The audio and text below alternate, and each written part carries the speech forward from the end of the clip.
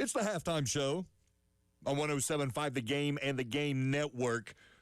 No Tyler, no Bill. Well, Tyler's kind of here. Yeah, I'm here for the next hour. He's like a co-pilot of sorts, a voice from the great beyond. Actually, he's on the other side of the glass. Well, I guess today it's kind of like I'm babysitting you for the next hour. Man, I don't need no babysitting, fool. Oh, I don't know, man. The adults will be leaving at 1 o'clock, and then Terry Ford slides in. That's when the debauchery begins, is at 1 o'clock. That's like one of those 80s movies, like Weird Science. Yeah, sure. Yeah, you and Terry could definitely pull off a weekend at Bernie's. I didn't even think about that one. Yeah, that's 80s. Yeah, that was in the 80s. Terry and I have a mutual friend whose BFF is Andrew McCarthy, by the way. Okay. We'll discuss that off the air. But, yeah, Tyler's here. Bill's gone, off doing Bill stuff. Scott Hamilton here for the next 3 hours. Unsupervised. I don't care what Tyler says. Unsupervised. Moderately supervised. Moderately, gingerly supervised, yes. Suggestions, not orders. It's 26 days away from the start of the college football season, 33 days away until the Gamecocks open up against Kent State on September 5th. And once more, it is a Monday, a best and worst of the weekend Monday. Let me know your best and worst of the weekend. Hit me up on the Firehouse Subs text line, 803-404-6100, 803-404-6100. Give me your best and the worst of the weekend. Here's the best of the weekend.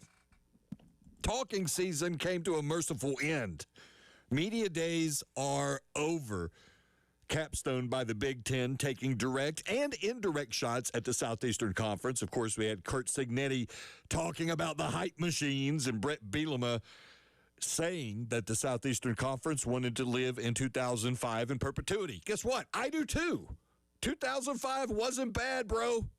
I would go back right now if I could to 2005. A much simpler time. And here's the rub. In 2005, I wanted to go back to 95, so we're just never going to be happy. We'll litigate that another time.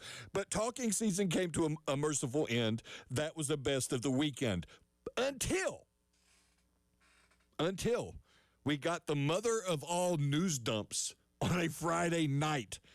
And we're going to dive into both of them. Two big items dropped into our lap on Friday. First, that thing called the Protect College Sports Act, that piece of legislation that's been meandering up on Capitol Hill in Washington, we thought it was dead.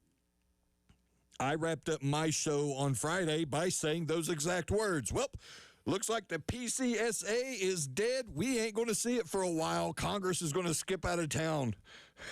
Wrong. Turns out that the SEC and the Big Ten were working feverishly for days to change the language, massage the wording to their pleasure. And this thing is indeed alive after all, presumably going to get a vote in the Senate. Well, like we don't have more important things to litigate, more important things to debate and to discuss up in Washington. Now they're going to save college athletics, which I don't hate it. I'm not going to say that it doesn't need saved, but given the state of the world, given how things are trending in a not great direction across so many different sectors of our lives, I would put that one on the back burner. But whatever, dude. It's good to see them working. The presumption right now, Senate Majority Leader John Thune will put this on the schedule today for a vote later this week. And I'll dive more into it later in the program. And we've also got John Bryce of USA Today. He's going to come aboard at 12:30. He's been covering this thing extensively, which I would lose my flipping mind if I had to cover this thing. I didn't go to school to study more civics, to report on more civics, to be up on Capitol Hill doing those little I'm just a bill and all. No. I would be, if I went to school to be a sports writer, which I actually didn't. Don't ask me how I fell into that career.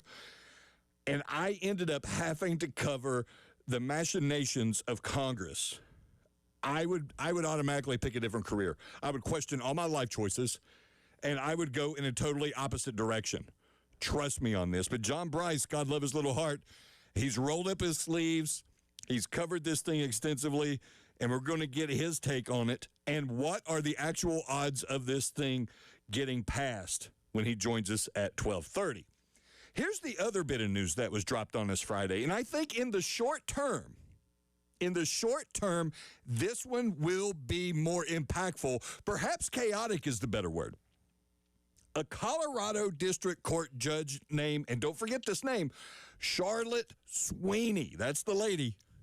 She has taken it upon herself to grant an extra year of eligibility for every athlete in the class of 2022. High school class 2022, mind you. We're not going crazy here. Completely bonkers anyhow.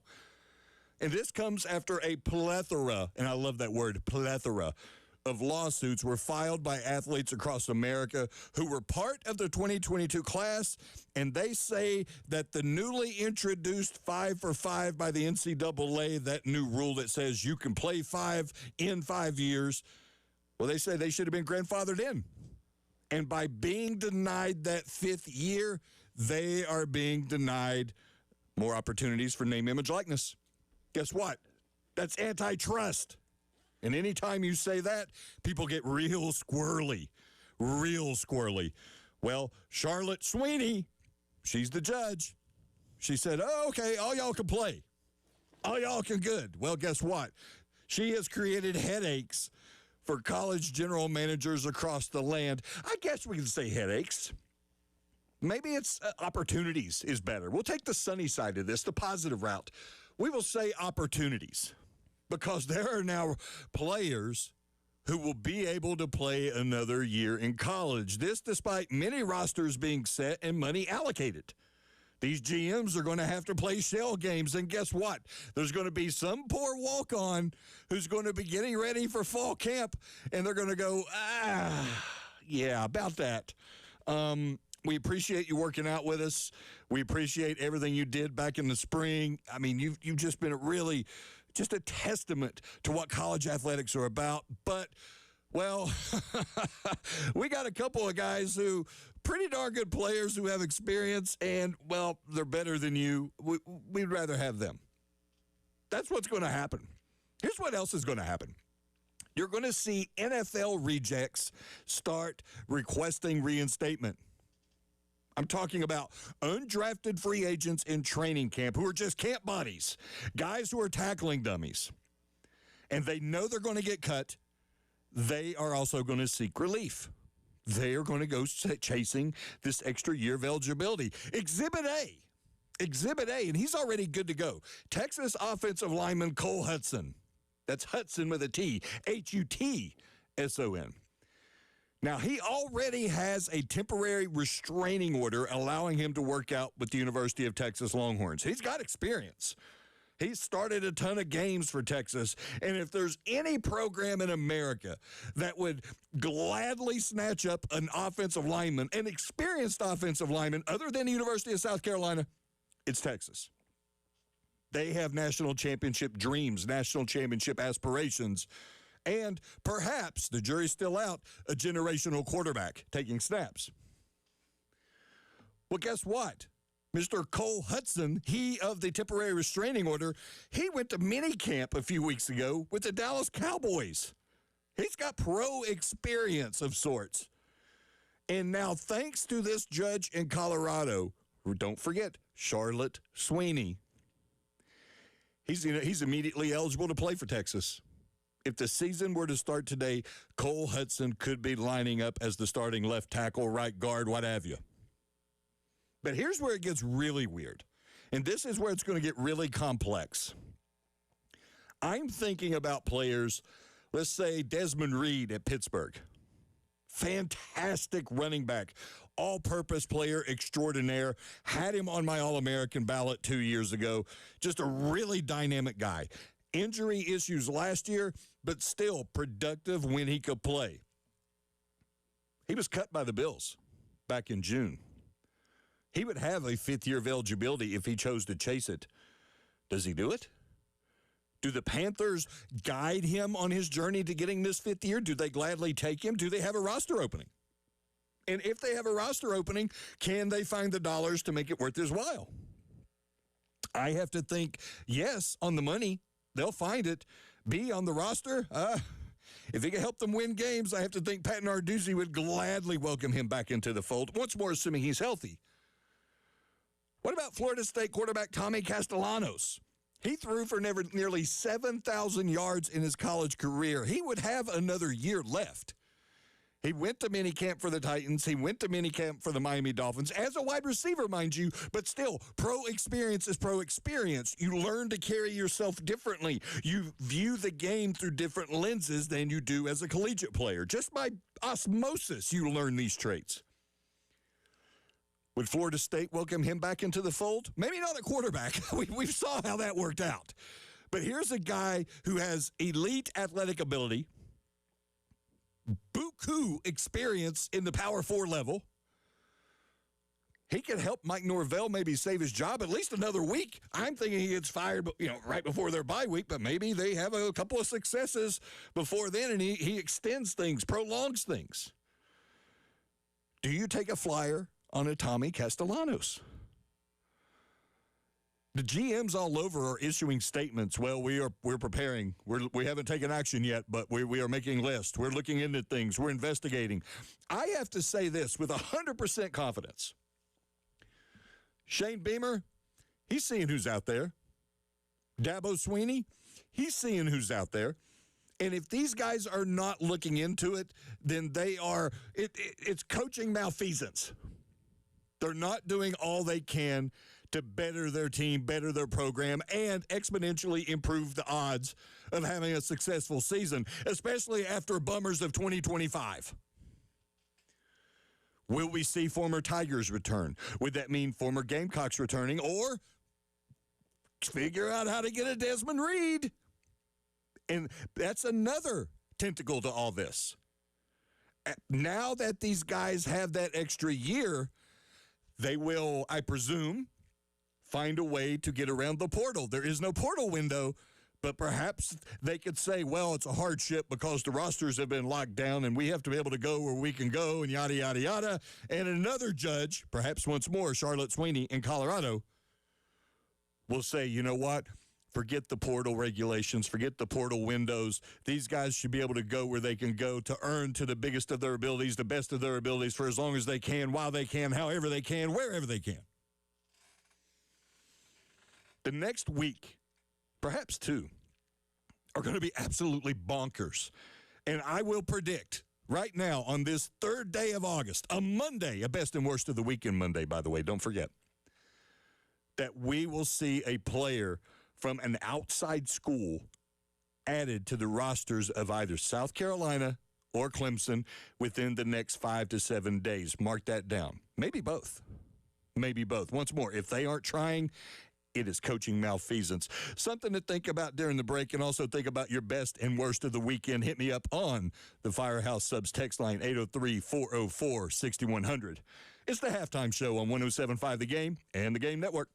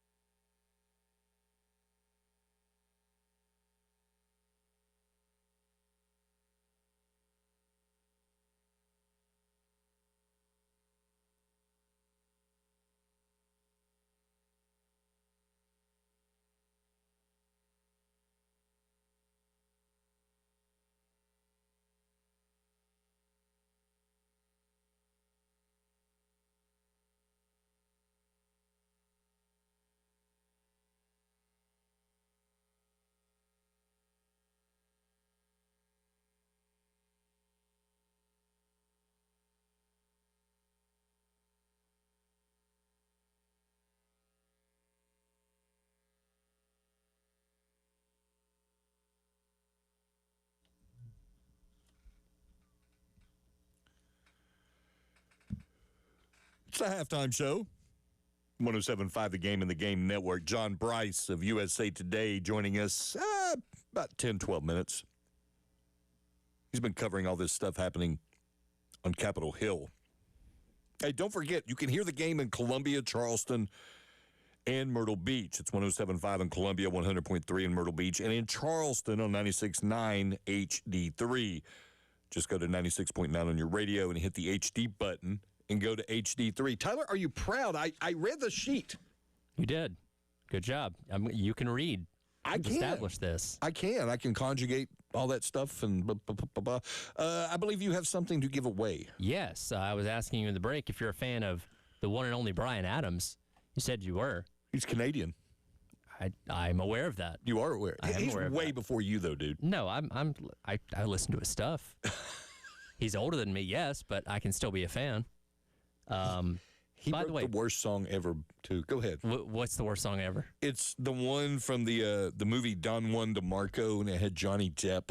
Okay. And it's Have You Ever Really Loved a Woman? And it is just god-awful vomit in your mouth type music. I thought you were going to hate on Summer of '69 for a second. No, I actually like that, even though he was, I think, 12 years old. That was always the funny thing is, like, the math doesn't add up, but I guess, like, what, Summer of '74 doesn't sound good? Well, I was 12 when it came out. Okay. And that was a really good album. I can actually speak at length about Bryan Adams, but I'll spare you. I straight from the heart, that's atop the Mount Rushmore for me, and I do not think it gets the credit it deserves. Well, he is going to be in Greenville tomorrow night at the Bon Scores Wellness Arena for the Roll with the Punches tour alongside Pat Benatar and Neil Giraldo. And we have 2 family 4-packs for the first 2 people on our text line at 803-404-6100 to text in Bryan Adams. You text in Bryan Adams, and you could win those tickets for tomorrow night's show. All right, here, first impression, there's not going to be a mosh pit, so I'm down with it. I wouldn't think so. I don't think it's going to be the youngest crowd there. It's a Tuesday, so even a 7:30 tip-off is like pushing it. Mm-hmm.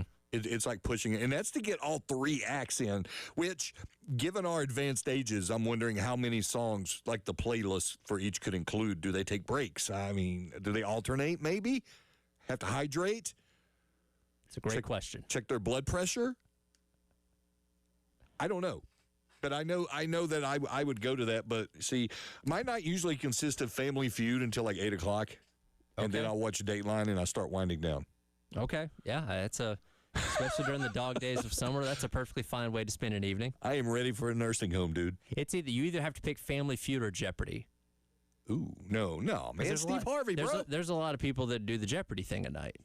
I did, and it was too much work. I did. It was just too much work. Steve Harvey, one of my people from West Virginia, you don't have to think. You're more relatable to those people. I can't relate to the Jeopardy people. I know a Jeopardy champ. He's a good dude, but he's like a unicorn because he's kind of normal. Okay. Does he actually know sports stuff? Because most of them don't. Now they have the ESPN Jeopardy. He was sports writer for the LA Times. Okay, well, that tells me he probably knows. He's an interesting dude. All right, so we got 2 4-packs for Bryan Adams. I'm trying to think of a song of Bryan Adams to perfectly segue into this Protect College Sports Act stuff. Run to you? Run to you? Well, the Big Ten and the SEC are kind of running to it more than they were because they've embraced it at least. Because we thought they weren't going to acknowledge it at all, which is going to make it die. Yeah. So they've at least, we can kick the can down the road a little bit of, okay, well, it's not dead yet. We'll see. Here are some things these are quick takeaways that I've had from trying to dive into it over the weekend. The people who are not going to be happy with this are going to be the Florida States and Clemsons of the world, because this puts a cap on conference size, which in theory is not a bad thing. 19 members. So you can have 19 members of the Big Ten, 19 members of the SEC, so on and so forth. And it makes it harder for an existing Power 4 school to swap leagues, i.e. Clemson, Florida State, and the rest of the disenchanted of the ACC. But it includes, and this is the part that I think that people are not making enough of, it includes a 5-year cooling off period in which you have to play as an independent before going to your new home. that's tough sledding because you're going to lose a lot of money during that period because you're not going to be getting conference dollars. And I don't think enough people are talking about that. And here's something else for you, Tyler, since I have your attention. Yep. If they were to start this 5-year cooling off period right now, they being Florida State or Clemson or whomever wants to leave the ACC, it would come up right as the Big Ten begins its next TV negotiations. But there's only going to be one spot in the Big Ten. And the Big Ten ain't taking Clemson. They ain't taking Florida State. The white whale is Notre Dame, and the next biggest fish is North Carolina. So they're going to be basically SEC or bust if they were to make a move, which could happen because don't forget, Tyler, 2030, 2031 academic year, that's when the grant of rights in the ACC dips to $75 million.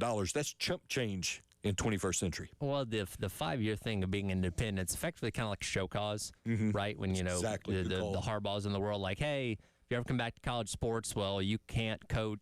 Once you get hired, you can't actually coach for X amount of time. Well, that's basically a deterrent from like, hey, you're never going to come back to college coaching anymore because that wouldn't make any sense for someone to hire you and then wait that long. So while expanding conferences is not impossible, you're basically deterring anybody from wanting to do it because, like you said, what you lose in that 5-year gap, it'd take a long time to recoup whenever you get to your new home.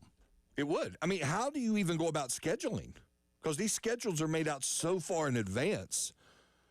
Simply trying to put together a schedule would be just an arduous task in and of itself. I'm looking, trying to dig deeper into this right now. I've got to find out what they're thinking in the upstate about this. How does it make them feel? I mean, Clemson and Florida State each have spent a lot of money to get the ACC to where they wanted it to be with the incentives and all that. But when all that happened, and gosh, it was a year ago, Tyler, wasn't it? A year and a half ago when all that finally ceased, all the litigation? Yeah, it was right about the start of the season, yeah. Yeah. That was basically putting an expiration date on the ACC. When all of that happened, it pretty much stamped, okay, the ACC will be dead 2031. That's when everybody's going to leave en masse. There's not going to be enough people. Because if enough people leave, and if somebody could fact check me on this, that would be wonderful. I believe if 7 or more members leave in unison, they don't even have to pay the $75 million. That's basically what happened last year. I think that's what it was. And now you've got this situation. I will be shocked with all my little heart if the ACC is in existence in 8 years. Maybe a different, maybe like a bastardized version like the Big East. Something to that effect. Definitely group of 7 by then. I would imagine. It'd be like the Pac-12. It'd be like the Pac-12. But there's 3 spots in the SEC. Because the SEC has 16 members. They can go to 19. Now, again, that's all assuming this passes, this Protect College Sports Act passes. They being the SEC, they are going to make a run at North Carolina. They're not even going to mess with Notre Dame. That's if Notre Dame even joins a conference. Man, there's no way the ACC survives. Because do you take teams from the Big 12? Who in the Big 12 would be attractive if you're the Southeastern Conference? Texas Tech because of the money? Yeah, I guess. Maybe. I don't think it's sustainable because it's one person. And he's not Phil Knight. Yeah, you're already in Texas twice, right? Correct. Those things you're typically seeking a new media market or just a massive brand like Texas that's hard to ignore. That's typically what these states or conferences do is trying to get in new places, and going to Lubbock doesn't really bring you to a new place. And it's not like they have the sprawling fan base that Texas does. It's not exactly an exotic locale either, to where you can have destination games for the members of the league. Isn't it in the middle of nowhere? I've never been, isn't it? Yeah, I've never been. Thank you, Jesus. I've never had to go from what I've been told, but maybe I'm being harsh. I don't know. We're going to dive more into this on the other side. We got John Bryce of USA Today. I'm going to ask him, what does this do to the ACC going forward? And who are the winners and losers of this? I've said the ACC, or at least the disgruntled members of the ACC, are losers. Who are the winners in all this? And can this thing actually be brought to life? Can it become a living, breathing thing? And if so, Who will oversee it? The FBI?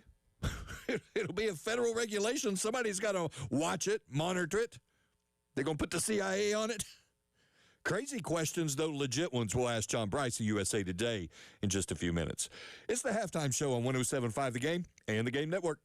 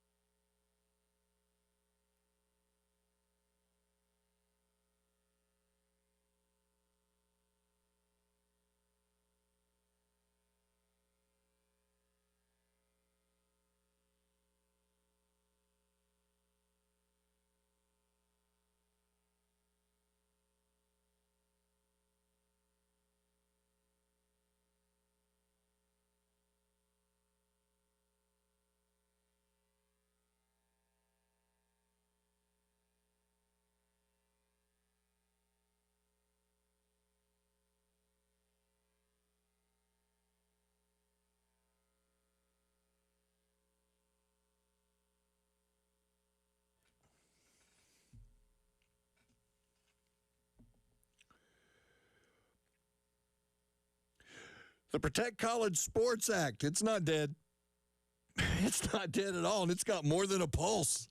Might actually get up for vote this week by the Senate. I still don't know the odds of this becoming a living, breathing thing, an actual part of our government that oversees college athletics. But the fact that we are still discussing it on this Monday after I said it's dead, it's buried, let's move on, just 72 hours ago, is quite an achievement. And it speaks to the power of the SEC and this power of the Big Ten, of Greg Sankey and Tony Petitti, respectively. I just have so many questions, though, regarding this. I mean, how close was this thing to being dead and buried? I want to know that, at least for a few months. We're going to ask our guest, John Bryce of USA Today. He's been covering this thing extensively. John, how close was it to being dead, man? It was really close. I can tell you, I was at Big Ten Media Days last week in Chicago and just talking to a number of people. Optimism late in the week was waning after it had been considerably sunny in their viewpoint earlier in the week. And even Commissioner Petitti on Tuesday stood up in front of the masses and said today has a chance to be a great day. We're optimistic. And then, according to people on Capitol Hill, they felt like the SEC and Big Ten, specifically the Big Ten, added some stuff that it wanted changed in the bill that co-sponsors believed had already been addressed. So it was definitely imperiled last week, but they kept fighting. Wednesday night through Thursday night and into Friday morning turned out to be really pivotal. And I think folks on Capitol Hill tried to exert some public pressure on the SEC and the Big Ten because you already had the other two power conferences sign off on it. You had already had MLB, NBA, NFL, and NHL all come out in public support of the Protect College Sports Act. So pressure was mounting, but they found a way to get it done, which to at least keep it alive and have it positioned for a floor vote, which doesn't happen too terribly often in our government when it gets to that point, as you guys know. John, I'm looking at it, and I'm trying to digest some of the changes that have been made to it, and some of them are pretty obvious. The salary cap would nearly double from a little more than $20 million right now to around $48 to $50 million. There's some adjustments to conference size, conference expansion, so on and so forth. Of the language that was altered, the structure of this bill, which one do you think could be the most impactful, at least in the short term? Sorry, I think I cut out for a moment there. Can you repeat the question? I apologize. I'm traveling. No, it's okay, man. I appreciate your time. No, I'm just wondering, of all the things that were adjusted, that were modified after meeting with the Big Ten and the Southeastern Conference, what parts of this bill that are new or at least different than they were this time last week could be the most impactful in the short term? Yeah, I think it's three. I think they've abandoned the concept of pooling media rights and made that voluntary, and basically said they'll leave that up to the respective conferences. Then they increase the rev share while also denoting that NIL deals arranged by respective schools do not have to go through the clearinghouse quite the same and won't be counted against the rev share cap if it's a third-party NIL deal arranged by the school, such as if Nike gave a South Carolina kid a deal, or Adidas for Tennessee, or Under Armour for Notre Dame, or what have you. So those are two significant ones. And then, yes, just the overall increase to the salary pool, I think, was significant, and also still provided some to earmark funds for women's sports in that. You know, you can get an extra $20 million basically in rev share, what some people were calling retention pool money, and you can take it all the way up to $25 million as long as that $21 through $25 million is earmarked for women's sports. And again, that also does not count against the rev share. So they did some things to try and keep alive the preservation of women's sports and women's sports scholarships, as well as increasing the money that teams could spend while making it a little easier for schools to broker deals. And then the third one would be they kept their nose out of conference realignment and allowed the bill is expected to have language in it allowing conferences to expand up to 19, which would be 3 for the SEC and 1 for the Big Ten. And I don't want you to editorialize too much. I don't want to put you in an uncomfortable position, but you have covered this thing extensively, and you've talked to a lot of people regarding this. You mentioned the money earmarked for women's sports, and I think it's around $5 million. Correct me if I'm wrong, John. Do you think that's a gratuitous gesture, that they were just throwing it out there to say, oh, well, we included this? Or do you think it's actually a contrived effort to maybe protect women's college sports, perhaps even grow it? Yeah, no, I think it's significant for women's sports. Maria Cantwell, one of the bill co-sponsors, the Democratic senator from Washington State, that's an element of this bill that is incredibly important to her and her staff and her constituents. And so I don't think that that's just a throwaway line item. I think it's meant to have meaningful impact, and it's also done in a way that schools are not going to have to say, well, I have this extra $5 million, 80% will go to football and men's basketball, and 20% will go to all other women's sports. That money can only be spent if it's on women's sports, but again, it can be spent without it counting against rev share or providing any other inhibiting elements for participating schools. We're joined by John Bryce, USA Today. Follow him on X at John D. Bryce1. John, just a couple more minutes, please. And if this thing is birthed, if it becomes a thing, it comes to life, it would be a federal law. Has there been any conversation as far as what agency would actually enforce this thing? That's a great question, and one that I don't know that I have the exact answers for. I mean, at that point in time, if there are federal guidelines, then the respective conferences, along with the NCAA, will kind of be expected to police themselves within that. The CSC will still have a role in approving NIL deals, just not the ones that are arranged by respective schools. Therefore, they don't have to meet the stricter true business purpose threshold. So that's my understanding of how it would work. It's a little bit still fluid in that regard, but federal laws means, in theory, everybody knows what the rules are, and they all should be playing by them. And it's not too terribly different than the fact that the SEC and its respective members, or the Big Ten and its members, are expected to follow NCAA rules right now. And John, my last question, and this may be a simple answer for you, or it may be something a little more complex, but are the losers in this the schools in the ACC who might have, if they haven't announced it publicly, been working behind the scenes to exit the ACC around 2030, 2031, because now they have put caps on the size of conferences and they've instituted this 5-year cooling off period? Yeah, well, the thing is, there is if it passes, there will be the cooling off period, and they will cap the conferences at a perceived super size of 19 apiece. But to be honest, I'm sure that there are more than 4 ACC schools that were going, or that could have a home in the SEC or the Big Ten. I think we all kind of know who the 4 schools would be, and I think they're headlined by Duke and Miami, and beyond that, you would have some scrambling. So the fact is that this could still provide the latitude for those 4 to do something else when that cooling off period comes. And as was reminded to me in Chicago, don't forget that all the TV contracts expire in like 2029, 2030, and that's the next huge moment and development to kind of watch on the horizon for college sports, and specific to college football. He's John Bryce, USA Today. Follow him on X at John D. Bryce1. John, I promise, next time we have you on, we are actually going to talk about football, okay? Yeah, that would be spectacular, because my entire summer has been Sorsby and the Protect College Sports Act and the NCAA and the College Sports Commission. So that'd be great. You guys call me anytime, but let's football. You the man, John. Safe travels, buddy. All right. Thanks, guys. All righty. That's John Bryce of USA Today. Follow him on X at John D. Bryce1. We should ring a bell, Tyler, every time somebody says Sorsby, because it's been a minute. And that was like the overarching word for the entire summer. Brendan Sorsby, ding, ding, ding, ding, ding. We should give that. Maybe we give away more Bryan Adams tickets. It's almost like swear jar, right? Because those are off-season things. If we say Sorsby, if we say Protect College Sports Act. Yeah. If we say, I don't know. Temporary restraining order. Temporary restraining order. Injunction. Any litigation-based words. Ding, ding, ding, ding, ding. then yeah, you gotta, I don't know, put $1 in the jar. Every time it happens, Terry Ford has to do a burpee.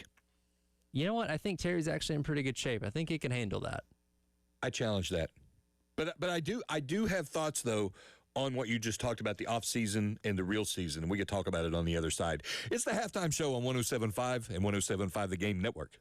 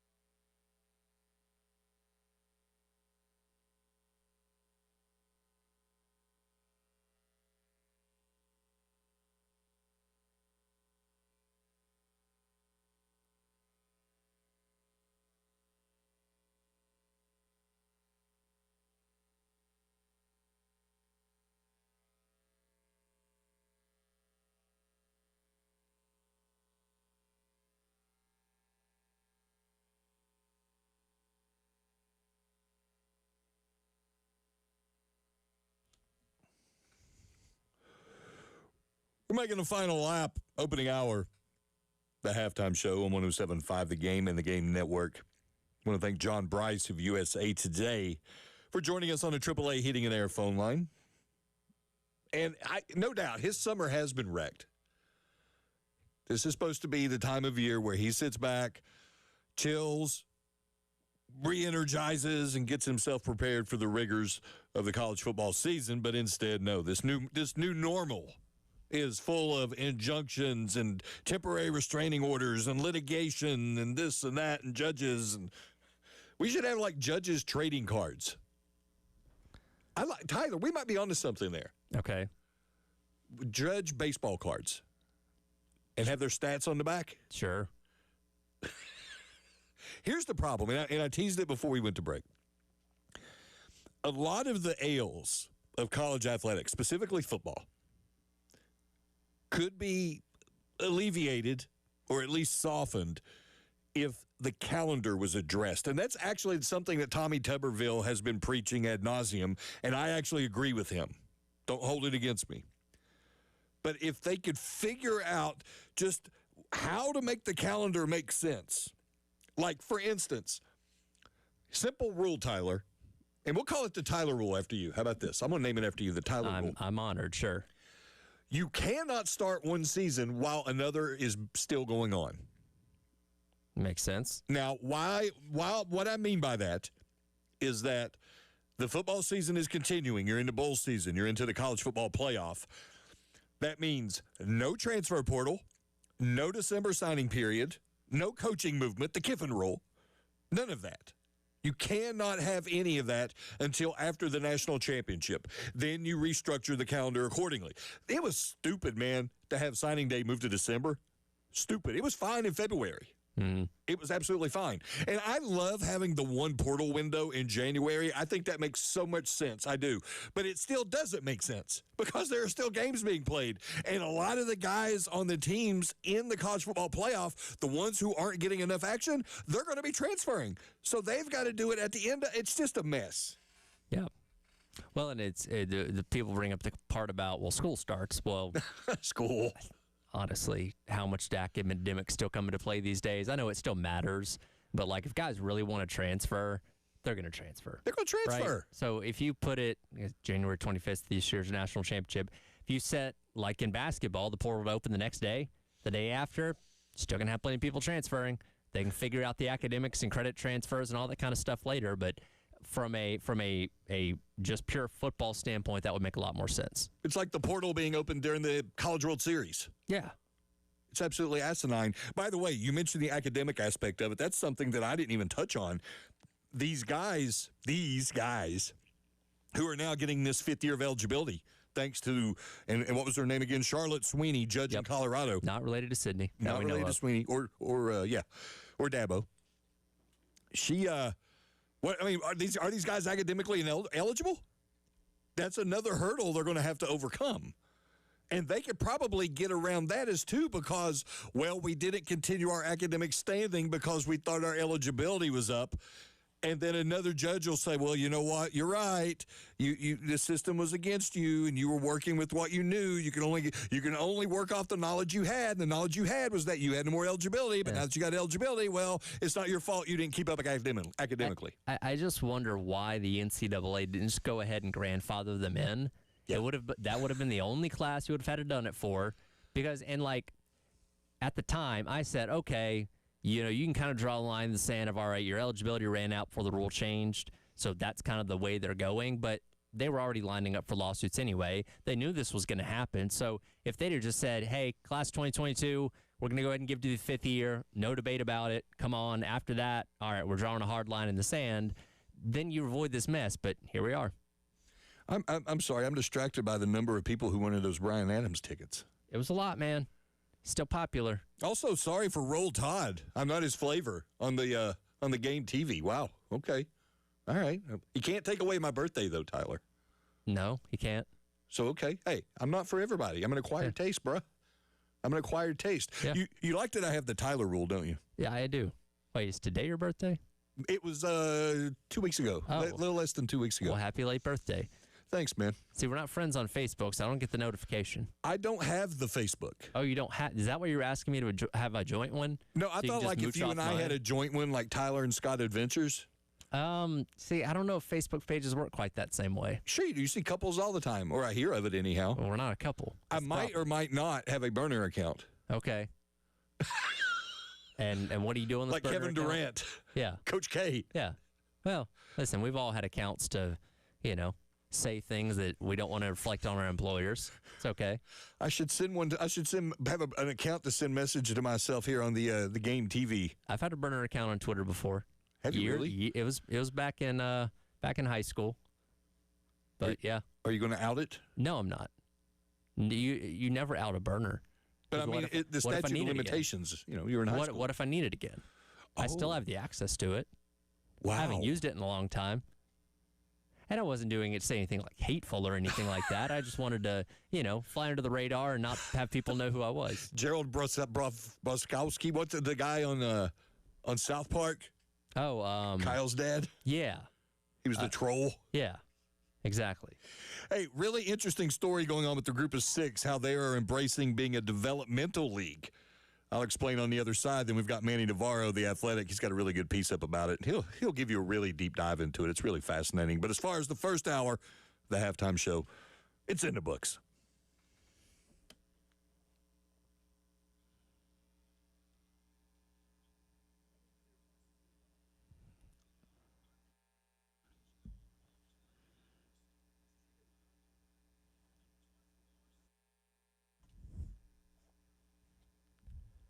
All right, Tyler Head here for our friends over at Canty Foundation Specialist. Hey, guess what? It's been raining a lot the past couple of days, and it's going to keep raining and keep raining and keep raining. And if you have an open crawl space under your home, all this rain can create standing water. And as I've told you many times, standing water in your crawl space, bad. Can create things like mold and mildew. Can even invite pests like termites into your home as well, which, guess what? You don't want that. That's where our friends at Canty Foundation Specialist come in. Go online to cantycanfixit.com. Schedule an appointment. They'll send a professional out to your home to evaluate your crawl space, get it fixed right so your family can live worry-free going forward. Do not hesitate. Crawl space issues will only continue to get worse. Go online to cantycanfixit.com. Let our friends at Canty Foundation Specialist help you out with your home's crawl space and foundation needs.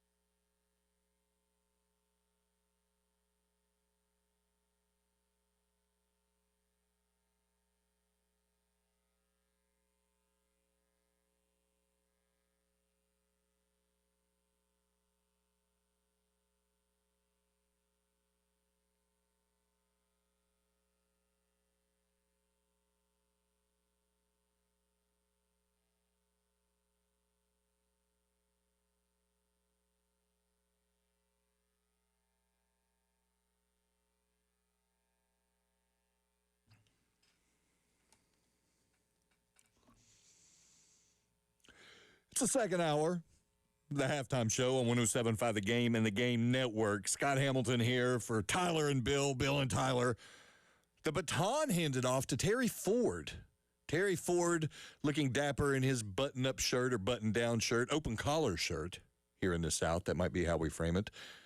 He's going to be, I guess, on the other side of the glass for the next 2 hours, trying to keep me from driving this thing into a ditch. It's too late. You already have. Too late. Already wrecked it. Seeing Spider-Man later, though, so I'm psyched about that. I am stoked about that. I'm also stoked about our visit with Manny Navarro of The Athletic in about 15 minutes. He's going to come aboard the AAA Heating and Air phone line and discuss an excellent piece he has in The Athletic regarding the group of six. I don't know if embracing is the proper word, but accepting its place in the hierarchy of things in college athletics. The group of six realizing where it's at. It's a developmental level now. That's what it is. The P4 goes down and they get, if you are a coach at a group of six team, let's arbitrarily say Appalachian State, and you have a player that you've had in your program for 2 years, he's developed, he has an outstanding season, there's a good chance that he's going to be gone for Power $4. They're going to come down. Hey, we need this guy. He's a left guard, man, and linemen are hard to get. And guess what? He's been in the program a couple of years. He's lifted weights. He's been at the training table. He's worked on his technique. His body has matured and filled out. He would be perfect for us. Let's go down and get him. And nothing can stop them. Nothing can stop them. And that's where they're at. 78%. This was a fascinating stat. According to the commissioner of the American Conference, used to be the AAC, Tim Pernetti, 78% of their first and second team all-conference players that had eligibility remaining, gone. Moved on to greener pastures, greener, i.e. money. They're gone. And they are actually celebrating it. Now, it could be performative. It could just be for optics. Hey, let's act like we know this is great. Let's act like we're good with this and we understand because this sucks. We are the minor leagues and it's real. We have to accept it. Maybe that's part of it. Either way, this is a fact. 78% of those players, first and second team all conference with eligibility remaining, gone. And coaches bolting left and right. Look at the 6 coaching changes in the Southeastern Conference. 6. One, of course, was Lane Kiffin going from Ole Miss to LSU. Strike that. Lane Kiffin replaced by Pete Golding, his defensive coordinator. He was promoted from within. Strike that. That leaves 4 jobs that had coaching changes in the Southeastern Conference over the past offseason. Not one of those guys had Power 4 experience. All came from the group of 6. Why? Because they had had success at that level. That's what's next. That's what's next. You don't see guys leave the ACC for the Southeastern Conference. You don't see guys leave the Big 12 for the Big 10. Maybe I'm forgetting an example. I'm trying to work it through my head. But they're going down, they being the Power 2, SEC Big 10. They're going down to the group of 6, snatching up coaches, and that's the direction they're going in. John Sumrall at Florida. Probably the hottest thing on the coaching market behind Lane Kiffin. Coming from Tulane. That's what happens when you take your team to the college football playoff. Bob Chesney, James Madison, going to UCLA. Not a great job, but it is in the Big Ten. You get my point. Ryan Silverfield, Memphis to Arkansas, may have been the last man in the draft, but still, he went from the group of 6 to the SEC. And they're trying to celebrate it and say, this is good. It reminds me of what Matt Roberts, the athletic director at the College of Charleston, likes to say, and he said this to me numerous times, that if other schools aren't calling about his coaches, he is not doing a good job. That if they are not coming to snatch away his coaches with larger salaries, exponentially more resources, then they are not doing what they need to do competitively, financially, every other way imaginable at the College of Charleston. And so when he has a Chris Mack snatched up and goes to South Florida, when a Pat Kelsey goes to Louisville, yeah, that's a big hit, but it's not necessarily a bad thing. It shows that they are succeeding. If these players are going on to the Power Four from Group of 6 schools, that means they are being developed properly. And not only being developed properly, but being leveraged properly. Their skills used in appropriate ways. It's changed. Didn't used to be like this, of course, but it is what it is. Jeff Traylor, he's the coach at UT San Antonio. He's done a wonderful job with that program, basically gave birth to it, and has made it very competitive. He was a high school coach for a long time. He steps up, and now he's had success at the college level. And the ceiling is what it is. The ceiling is what it is because of the innate nature of things now between the Group of 6 and the Power 4. But UT San Antonio, for basically a startup less than a decade old, has done a wonderful job. But here's how he assessed it, and it's a fairly long clip, but I think it's worth a listen. Here's how he assessed it at American Media Days. Terry, could you play number 5, please? Yeah, since I've become a head coach, it's done nothing but change, right? I got the job during COVID. So that was all high school before then, maybe a couple of JUCO. There was no transfer before, really, grad transfers. Then it was the Wild Wild West. So then you're losing your older players. So your common sense is you got to replace them with older players. And now we're back to more of, to your point, it's going to be, I believe, a high school-driven class with some junior colleges and some transfers to replace where I saw somebody the other day, it was a pretty good analogy, I thought, that it might have been Coach Elko, who said they look at it as the high school is the draft and the transfers are the free agents. It's a pretty good way to look at it. Obviously, when you are at the level we are, when you do high school and your guys do really well and you lose older kids, you've only got 2 choices to replace them. Go grab somebody in the portal, which would be a free agent, or you hope your high school kids that you also brought in had developed enough to replace them. And that's going to be the key for us. We don't have that type of money to keep every one of our players. Now, there's only a few of them that have the money to keep every one of their players. But when you're a developmental team, like I think Mr. Pernetti, our commissioner, said 78% of our first and second team all-conference players got taken from our league went P4 because it's all money. It is all money. That's a fact. That goes without saying. But what he illustrates there is the foil, or rather the dangers of being a developmental program at the Power 4 level. I'm talking about the school up the road. You have to do that at the G6. You have to be developmental. You have to work the high schools. You bring them in, you coach them up, bigger, faster, stronger, better, you send them off into the world. You don't do that at the Power 4 as much anymore, okay? Because it's an immediacy now. There's an immediacy. There's a have to win now. So you don't have the time, the luxury at most institutions, 99% of the institutions, in order to get guys in and let them develop.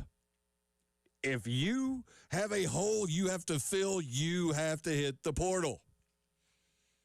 Or you get burned. Exhibit A, Clemson in 2025. Correct me if I'm wrong, and there was myriad things that went sideways with Clemson last year, and we can litigate that in another episode, but that was the roster that was to validate everything that Dabo has preached about. That was the roster that was to make him look like, yes, you are the truth teller. You are the one who can make this still be a thing, developmental, and the way you bring guys in and let them get old and stay 4 or 5 years and this and that. No. And it fell flat on its face. Now, the counter argument to that is, well, there was talent, and it was more coaching malfeasance given how many guys ended up going to the NFL. But the fact of the matter is that roster was a developmental roster. It did not work because you could say enough holes were not addressed via the portal. Now, they've tried to go with that route this year, but They can't rewind 2025. Okay?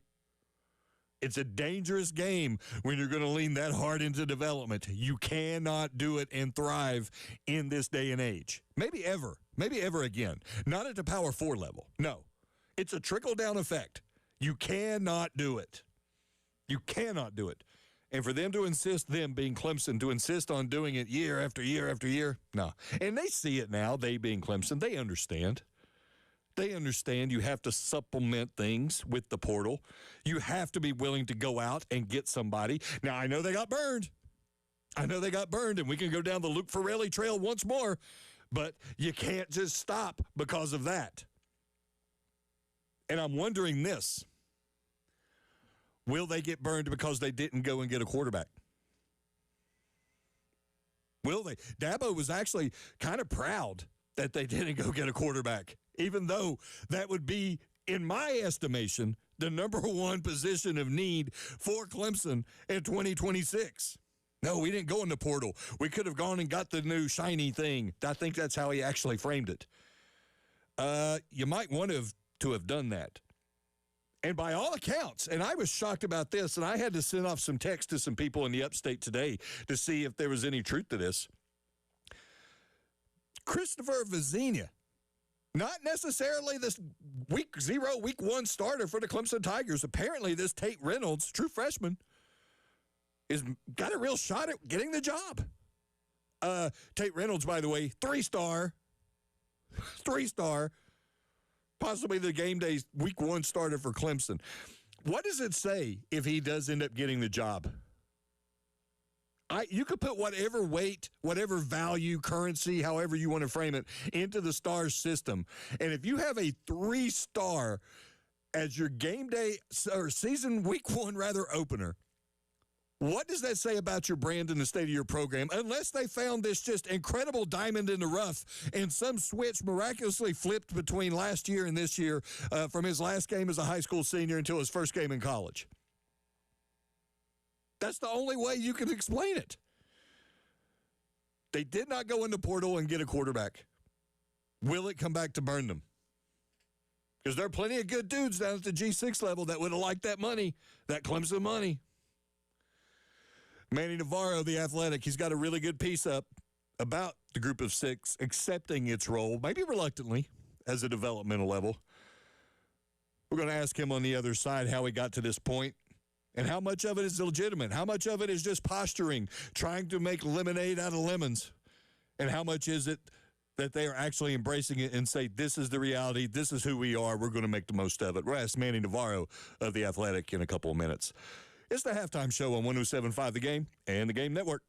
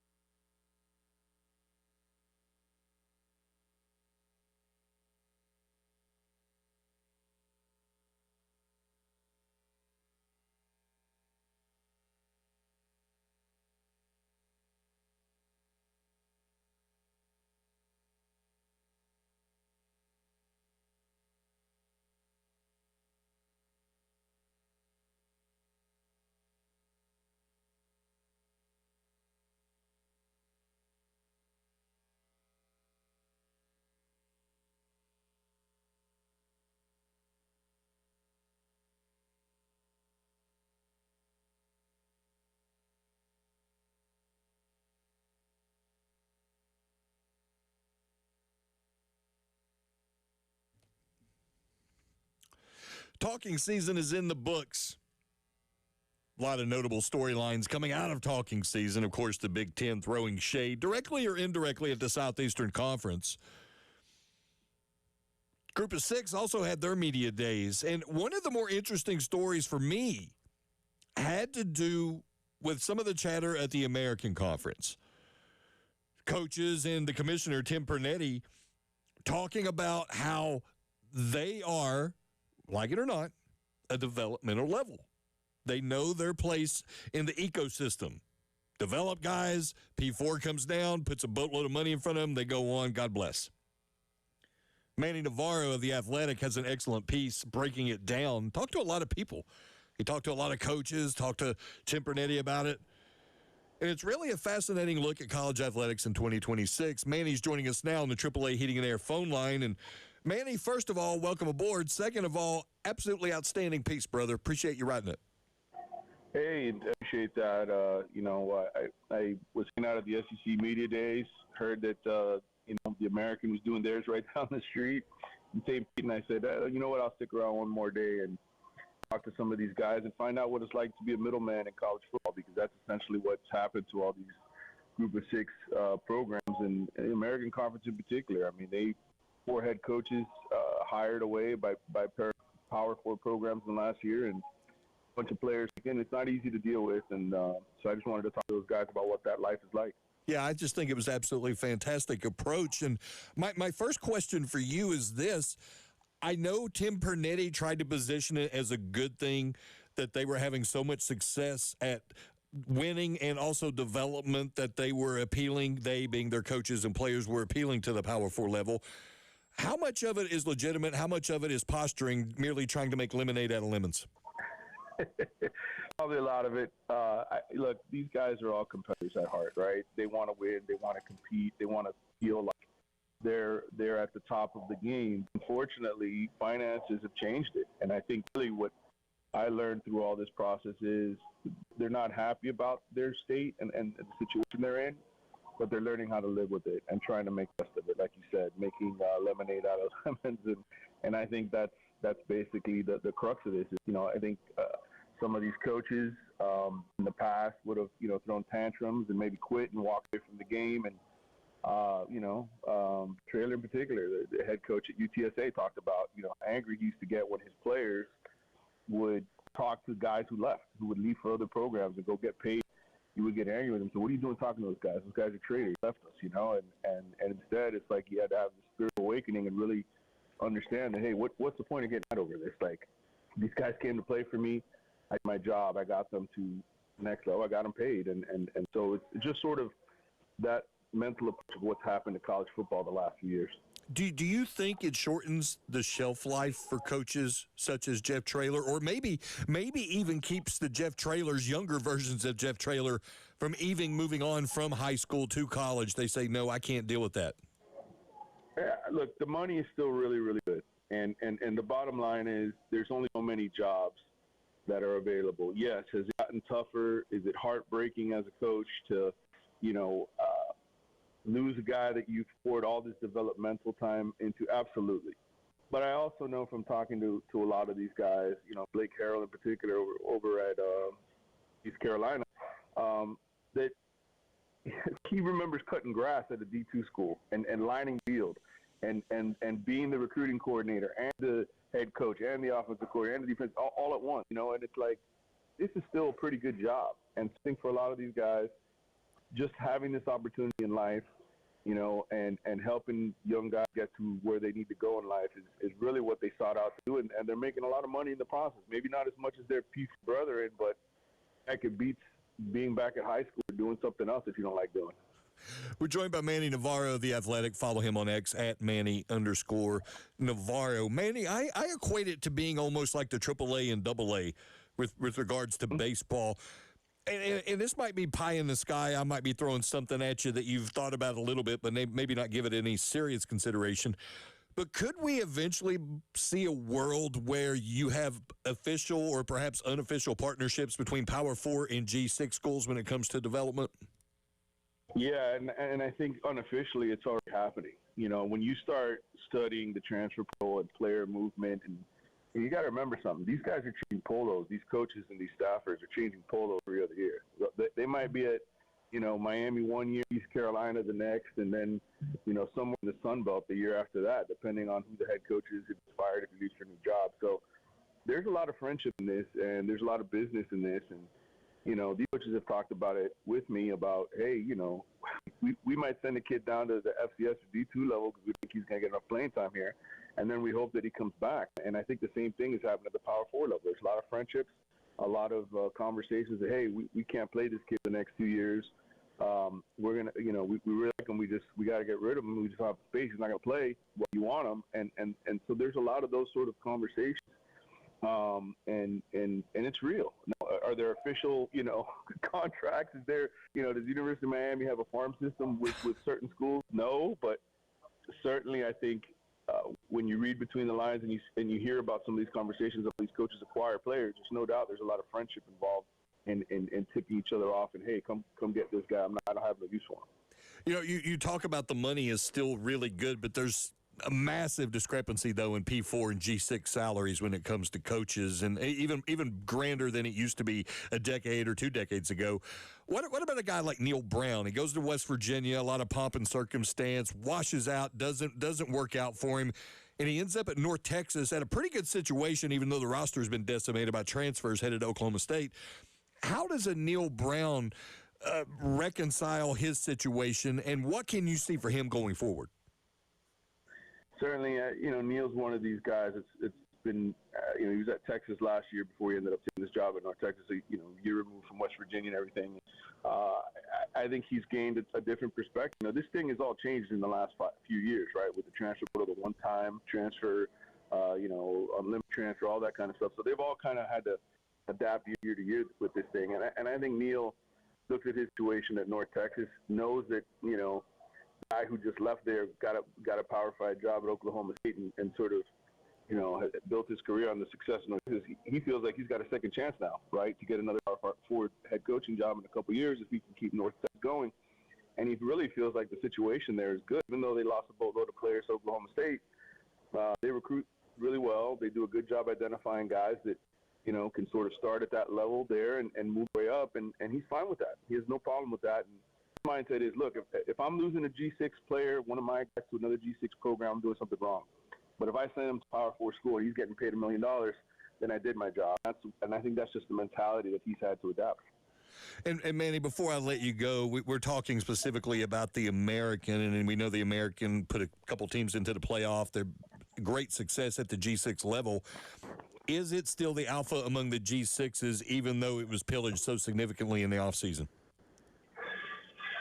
Yeah, I think this season, most people would look at the G6 level and say maybe the two best teams are out in that new Pac-12 division, Boise State and San Diego State, even though San Diego State lost some players and Boise State lost some guys too. But I think, all eyes are on those teams maybe at the forefront. But certainly you can't count out anybody in the American. I think, there's a lot of talent at USF and FAU and Tulane, Memphis, and, those schools did a good job sort of restocking the shelf. So I would not be surprised if somebody emerges out of the American again to be the best team among the G6s.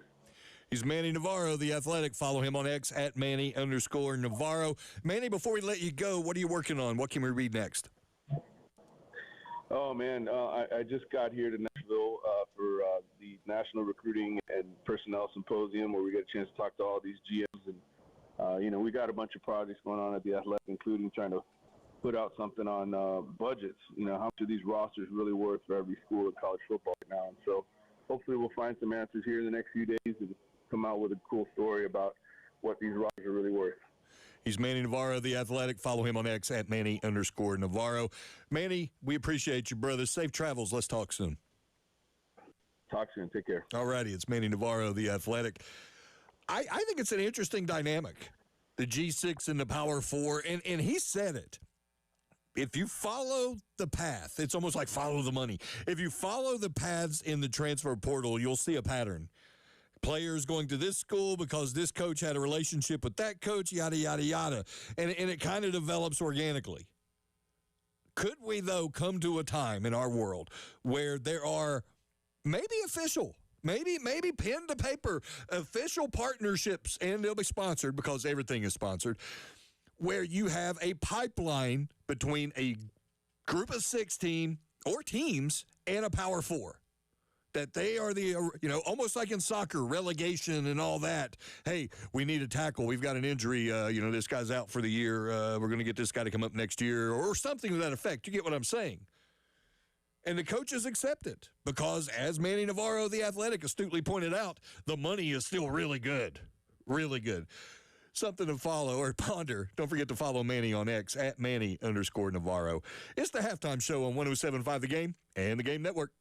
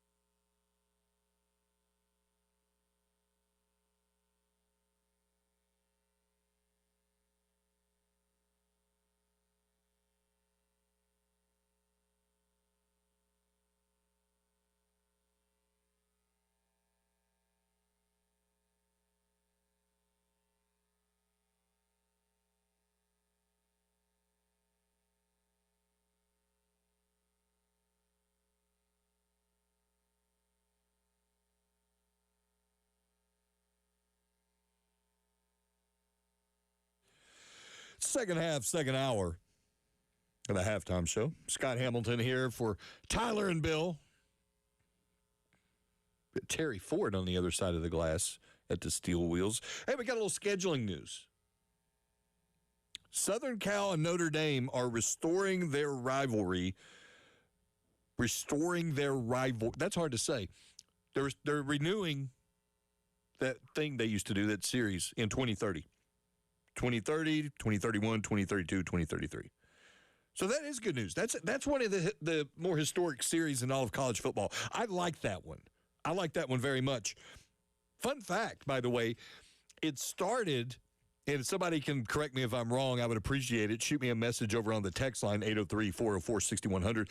It started because Newt Rockney's wife made friends with whomever the coach was at Southern Cal at the time, and I regret I can't think of his name right offhand, but she wanted to have an excuse to go to California to see her friend and to have better weather. So they said, we'll start playing Southern Cal, and they would go and frolic in La La Land. So there you go. But here's a bummer. Here's a bummer of scheduling news. And not that I really care, but it's more an indictment of where we are. Notre Dame and Indiana for 2030, 2031, canceled. Okay. It's an in-state series that is historically lopsided, and that's putting it mildly. But it is another example of a Big Ten institution just watering down its schedule as much as possible. And this is in 5 years. 4 years? Already ducking Notre Dame. 5 years down the road, 4 years down the road. It's hard to respect the Big Ten, given its scheduling practices. I know the Southeastern Conference has been taking the task for Cupcake Saturday and all that. I get it.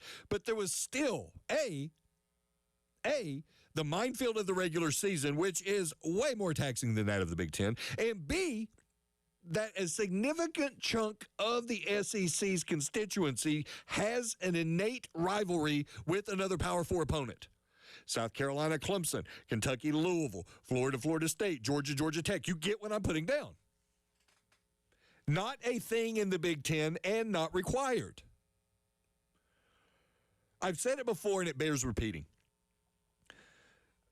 The biggest hurdle, the major sticking point in trying to get the college football playoff format cemented, 24 teams, presumably, because that's what everybody seems to want except for Greg Sankey, is the Big Ten's either reluctance to schedule another Power Four opponent or its adherence to a soft schedule. They got to give. They got to give that up. It's not apples to apples. Make it easier on the selection committee, for God's sakes. They have a difficult enough time getting out of their own way. Help them have a streamlined process where you can compare things side by side and have a better picture. Why is it so easy for the NCAA selection committee in basketball, women's and men's? Why is it so much easier for them to construct a field that few people have issues with? Yeah, you always have bubble teams left out, first one in, first one out, yada, yada, yada. But for the most part, they do a good job. The College Football Playoff Selection Committee, for whatever reason, cannot get out of its own way. And a big part of that is the inconsistent scheduling models across the board, which, now that the ACC and the SEC have said we're going to play non-conference games, more uniform, even though the ACC still is a mess because some schools are playing 9, some are playing 8. That's another topic for another time. But it's the Big Ten's reluctance to require that non-conference Power Four opponent that is gumming up the works perpetually. They've got to give that up. They've got to concede that. And I have to think that King Greg Sankey down at SEC headquarters, that is the number one sticking point. That is the thing that he will absolutely, positively, no question, will not back off of when he is facing off with Tony Petitti and they are saying, okay, 16 teams or 24 teams, 16 teams or 24 teams. Sankey's not going to give on that one. He's not going to give on that one because by nature, The Big Ten has an easier pathway. The elite of the Big Ten, very elite. Top heavy as top heavy can get. But you get below that, whew. How would Purdue fare in the SEC? And I know this is an old argument. It's stale. It's a tired narrative. But it's true. It's true. The middle of the Big Ten is the equivalent of the SEC's basement. Arkansas, for goodness sakes, could probably finish, let's arbitrarily say, 9th in the Big Ten. Maybe 10th. Maybe 10th. They do have a new coach. It's not apples to apples. And then not have to play a Power 4 opponent out of conference? Come on, man. They've got to bend on that if they want to see this 2014 playoff come to life, which I do not. I do not. Make no mistake about it. I am not a fan of the 2014 model. I think that would absolutely make a mockery of the most important regular season in all of sports. I don't dig it. But here's the irony in all this. Here's the irony. They being everybody but the SEC, pushing for a 2014 model. Well, guess what that's going to do? That is going to put depth at a premium. That will make depth count for more than ever, which means you better pick it up within your own conference or you're going to be left out. You're going to get a few spots, sure, because, again, the elite of the elite reside at the top of the Big Ten. But you will not have as many people drawing a piece of the pie, not as many teams in the field, because you are pulling them down with the, we'll use the kind word, mediocrity of the rest of your conference. I don't understand why they cannot see that. It baffles me. It perplexes me to no end. I guess it's TV. They don't care. Because here's what's going to happen. The max capacity for ESPN with regards to college football playoff is 16. Resource-wise, bodies, you name it. 16 is it. Okay? You get beyond that, other people are going to have to get those games. Guess who that is? That's Fox.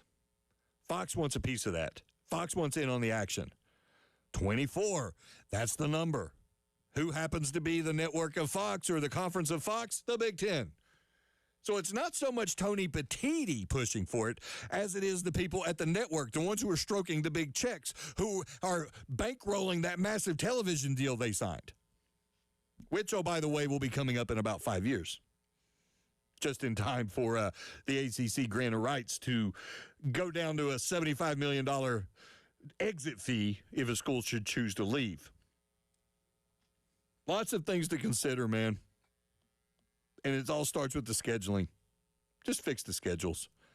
And the fact that Indiana, once again, just going to skate through the regular season, not really play anybody, be all rested. Because think about it. No other sport relies on attrition as much as football. And that's what makes the regular season so beautiful, man. It makes it so beautiful. It's not just a team like in basketball that can get hot for a couple weeks and win a national championship. You have to be able to survive the rigors of the regular season. You have to be able to survive injuries. You have to have players who develop and mature and become better, who grow up. You have to be able to navigate a minefield of opponents all chasing the same prize. It's every week matters. If you go to 24 teams, you're going to dumb it down. You're going to have 4 lost teams getting into playoff. Who wants that? No 4 lost team can win a national title. Depth counts. Part of being a great team means you're deep. It means you're good at every position. It means you have a next man up mentality, and the next man up is as good as the guy in front of them. It's not the NFL, man, where parity reigns, a maniacal obsession for every team to finish 500 or a game above or a game below. It would be awful, a 2014 playoff. Just my take. I got more thoughts of this on the other side. You're listening to the Halftime Show on 107.5 The Game and the Game Network.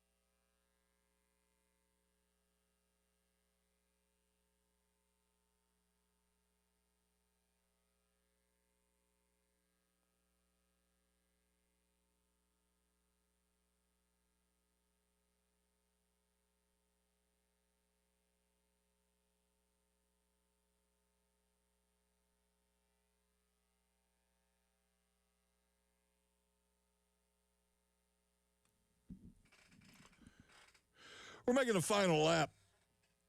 Second hour of the halftime show on 107.5 The Game and The Game Network. It's the best and worst of the weekend Monday. Hit me up on the text line, 803-404-6100, 803-404-6100. Let me know your best and your worst of the weekend. Still reacting to this news we got Friday night about the Protect College Sports Act. I wonder what the reactions were of people not associated with the Big Ten and the SEC. What did Jim Phillips think when he heard about where this thing is now, how it's different than what it was 72 hours ago? How do the G6 guys react to it? We spent a significant part of the program talking about the G6, talking about the American Conference specifically, and how it's embraced its role as a developmental league. How the entire G6 really is that. And how the commissioner of the American, Tim Pernetti, how he has positioned it and polished it to be a good thing, to be a major selling point. He had some interesting remarks at American Media Days last week. Let's listen to this, and then we'll discuss. Here's Tim Pernetti. Terry, can you play number 4, please? It starts with, one principle, and one of my colleagues said this week at his media day that it's important that you don't react to the next headline or the next story. And I do think a key part of leadership people need to remember is, leaders don't have all the answers. You don't know. The next headline comes up, you don't know the answer to that question. But the industry hasn't been served well by the reactive nature of a lot of these decisions. And we are where we are, and there's no more putting the toothpaste back in the tube. But this bill, the Protect College Sports Act, and this bill in Washington, I think gives the industry a chance to put the right guardrails around the key things, right? And unlimited cap, I don't think anybody's in favor of that, including the autonomy conferences. But this idea of creating more resources to retain your student athletes, I think that deserves to be discussed. The reality for us, I'll talk selfishly for a second, the top of the mountain for us on the issues in the American is the transfer portal. Okay? 78% of our first and second team players in football transferred. Almost 300 over the last 2 years. So for us, our coaches do an incredible job developing talent. I want to keep them in the league longer. So anything that promotes more stability still gives student athletes the opportunity to transfer unrestricted, but then beyond that has some guardrails, I think is important, because you know what happens? You lose on development and you don't graduate the more you move around. And that's really our job, is to make sure we deliver the education. Yeah, kinda. It's really not his job. He's the commissioner for the conference. The conference is all about athletics. They don't teach no classes, dude. They're not holding guys accountable. Now, they like to puff up their chest and say, oh, well, our graduation rates are this, and we had this many academic All-Americans, and yada, yada, yada. But, come on. What resources does the conference provide with regards to enhancing education? Tutors? Laptops? Notebooks of this? iPads that? No. They're doing nothing. So don't play the academic card on me, man. Don't even bother. And as far as retaining people, you got to get the money, and you don't have the money. You could say we need to do a better job of keeping them and all this. Well, okay. You got to sell more, 1, and you got to sell at a higher rate, 2, and then you got to keep the guys from wanting to go play for championships. Because as good as the G6 is, they ain't going to win the college football playoff. It's not going to happen. And the best route to the NFL, which is for the elite of the elite, that is still priority number 1. Don't make no mistake about it. That route goes through the Power 4. Every now and then you'll have an outlier, a unicorn who makes it big in the NFL that went strictly the G6 route. But those are few and far between, and they're getting fewer and far between. That's another obstacle that has to be overcome if they want to try to keep these guys they're developing. I'm just glad that they are acting like they're happy about it, instead of having outrage, which would be understandable but useless. Not necessarily faux outrage, but enhanced outrage.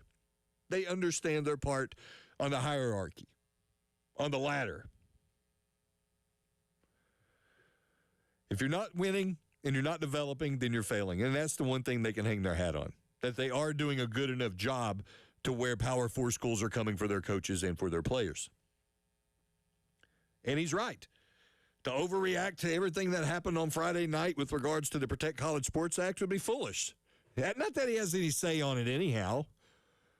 There are two guys, that are driving the train on that. One is named Petiti, the other is named Sankey.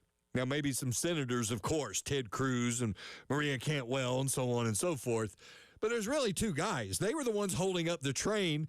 They came together. They pointed out what they wanted changed in it. Guess what? It got changed. Guess what? We're talking about it here on Monday after we said it was dead on Friday because they have the juice. The Tim Pernettis of the world, bless their hearts. They can love their job as much as they want. They can say they're succeeding as much as they want. And they can say that their league is just awesome. But at the end of the day, they got no juice. They got juice within their own little fiefdom, which, oh, by the way, is an auxiliary station of sorts for the Big Two. Really the Big Four, but mainly the Big Two. So it does him no good to overreact or to harshly react or to just hang his head and mope.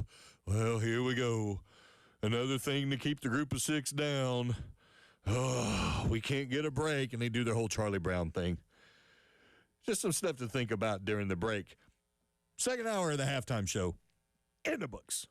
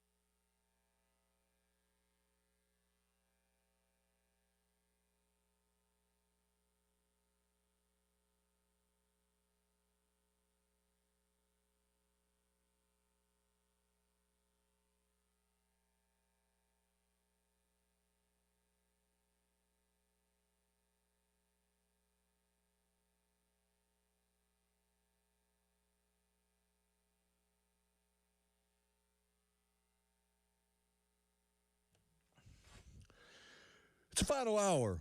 The halftime show on 107.5 The Game and The Game Network. Scott Hamilton here for the final 60 minutes before I hand things over to Terry Ford at 3 o'clock. Got a little basketball news. The Big East expected to hire former Major League Baseball executive Tim Brosnan as its next commissioner. He would replace Val Ackerman. She's retiring at the end of this month after 13 years. Brosnan brings, quote, extensive business and television experience. Sounds a lot like Tony Petitti. Tony Petitti hired to be the commissioner of the Big Ten in 2023. I knew Tony Petitti when he was one of the vice presidents of sports at CBS. He was in charge of the golf division and college football divisions, and I had no idea when I first began engaging him, meeting with him 2006, 20 years ago. I had no idea that his career path would have him being a commissioner of a Power 4 conference. I mean, we really didn't have any such thing as power conferences then. At least we hadn't given them those labels, I do not believe. But that's the way to go now. You get these people who have experience in professional sports, experience in media, marketing, all these different realms that never really would have been prerequisites in other eras. Commissioners usually came up through the ranks. They were an athletic director at this school, or they were a president at that school. And it's similar to what happens at the university level. And I've talked about it ad nauseum, and it bears repeating. I think of Jeremiah Donati at South Carolina. Wonderful example of the modern-day athletic director, that template. Yeah, he had experience as an AD at TCU, but dude's got a law degree. He was an agent with Lee Steinberg. He understands marketing, sponsorship, so on and so forth. All these things that you have to be really adept at in order to function. You have to be able to do all those things. You have to check all those boxes off. You cannot just be the traditional guy who's fixing up schedules, making sure everybody's compliant, so on and so forth. Jeremiah Donati checks those boxes. And then at the league level, you think about Brett Yormark, who has done wonderful things for the Big 12, most recent deal notwithstanding. And we'll dive into that tomorrow, by the way, and that being the Big 12's deal with Monster Energy, which, when it was announced, seemed like a great thing. And I still think it has some value. But $1 million for each of the schools. And real quick, a refresher. Big 12 is now Big 12 football, Big 12 men's basketball, women's basketball, now going to be sponsored by Monster Energy. So every uniform in those sports for the Big 12 will have a Monster Energy patch. The schools get $1 million in return. And it's going to be called Monster Energy Big 12 football or Big 12 Monster Energy football. It's convoluted like it was when Monster sponsored NASCAR, the Monster Energy NASCAR Cup Series. So $1 million to wear that patch schools are going to get. Okay, great. Well, great until we had the floodgates open last week with the jersey patches. And we saw Ohio State getting $17 million because it has a jersey patch deal for all of its uniforms across all of its sports. It's going to get $17 million bucks. Just Ohio State. That's a lot of cash, man. JP Morgan Chase. And then you have Notre Dame.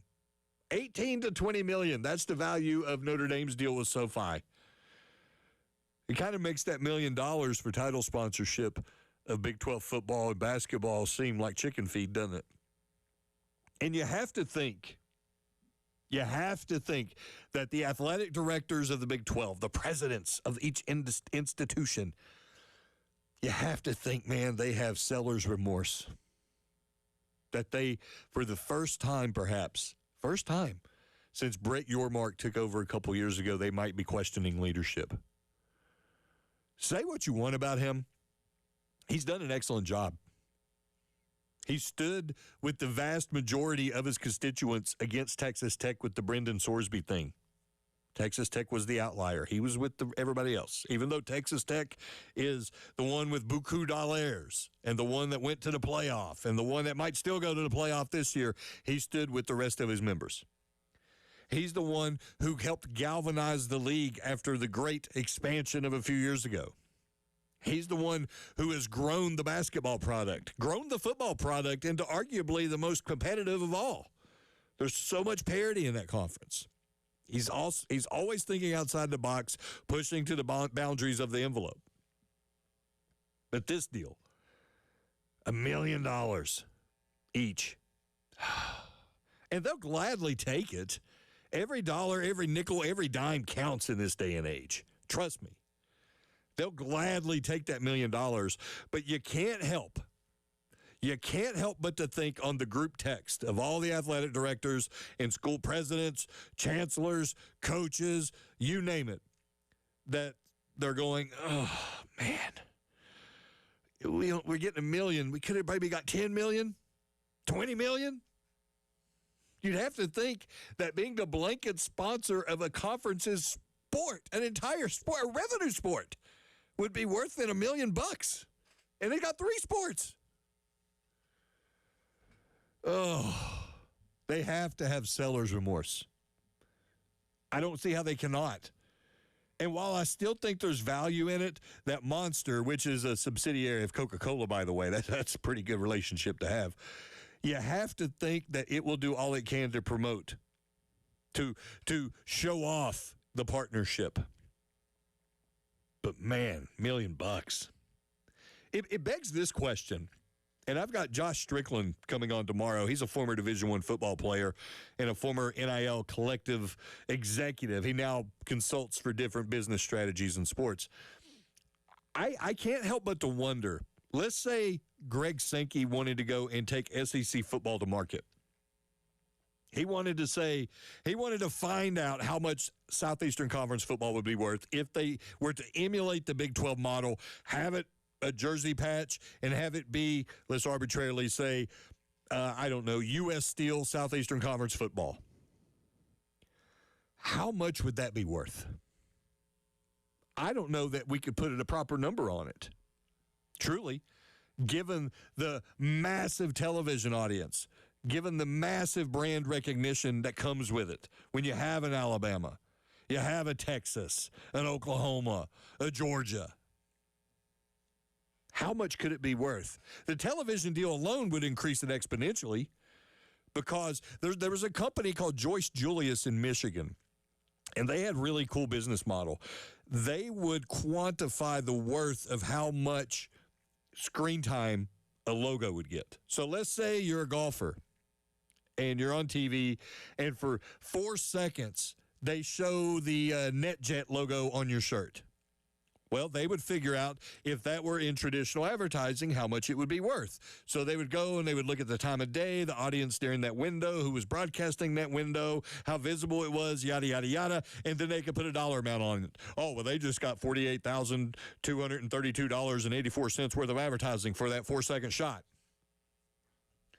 Well, think about that with regards to SEC football, which seems omnipresent on Saturdays through its massive TV deal with ESPN and ABC, through the SEC network, through ESPN Plus, SEC Plus, and then all the different variations that you see on social media, YouTube, Facebook, TikTok, and the tens of thousands of people that fill each stadium every Saturday. If you were to put a logo on that for a company, how much could that be valued? I will tell you right now on this Monday, the third day of August, it would be worth a whole lot more than the $20 million that the Big 12 got. A whole lot more than the $1 million that'll be handed out to the members of the Big 12.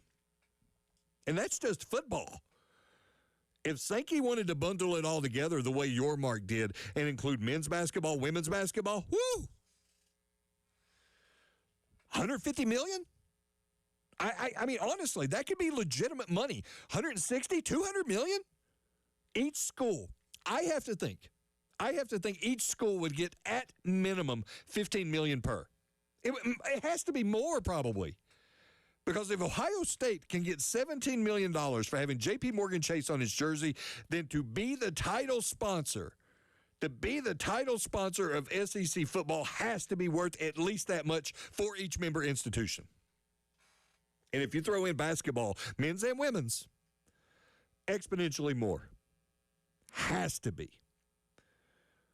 We'll see if Josh Strickland can put an actual dollar amount on it, because I don't know if it's quantifiable. I mean, somebody would have to get out a calculator, a slide rule, an abacus, pen, paper, you name it, to try to quantify it. Because the dollar amounts would be staggering. More than enough, I would have to think, to make up any shortfall in the payroll in this new salary cap. Certainly enough to help elevate facilities across the board. Oh, and the fan experience, which is becoming more and more important. Look at that facelift they're getting over at Williams-Brice Stadium. Less is more. That kind of approach. Are they considering it at SEC headquarters in Birmingham? If they are not, and they're saying no, we are a traditional place. We will not do that. This brand is too valuable to put a logo on, to sell. If they are not, one, you respect that they are trying to grasp onto some semblance of tradition and decorum. But two, is it also short-sighted? Is it irresponsible, reckless? I have to think so, especially as the gap between the SEC and the Big Ten widens. They would have to at least consider it. It would be a lot of money. A lot of money. And I wonder if there's a company out there that's just dying to stroke that check. Massive branding. What a relationship. They have to be looking at it. And it will be a sad day when it happens, but I think it will also be like anything else. We'll get used to it. People are complaining about these jersey patches. I can't believe they would do this. Notre Dame's going to have a jersey patch. Oh, my gosh. You'll live. You'll live. It's not the end of the world, man. It's not like they're putting big stickers on those plain gold helmets. It's a jersey patch. You won't even notice it after a while. I promise you. I promise you with everything in me. You will not even notice that jersey patch. And this will be the same thing. If the SEC were to sell naming rights for SEC football, we would eventually become tone deaf. It would be just such a part of our lives. It would become wallpaper. But the checks would be very real, both to the conference and to the member institutions. And that, in and of itself, I think is worth consideration. Once more, these are questions we'll have for Josh Strickland when he joins us tomorrow, NIL expert extraordinaire. But on the other side, I want to dive back into this judge's ruling. Charlotte Sweeney, district judge in Colorado, she's about to flip rosters on their head because she says, hey, if you were in the class of 2022, you get a fifth year of eligibility. So who's going to be impacted the most by this? Who can play? Who might already be coming back? We're going to explore that on the other side. You're listening to the Halftime Show on 107.5 The Game and The Game Network.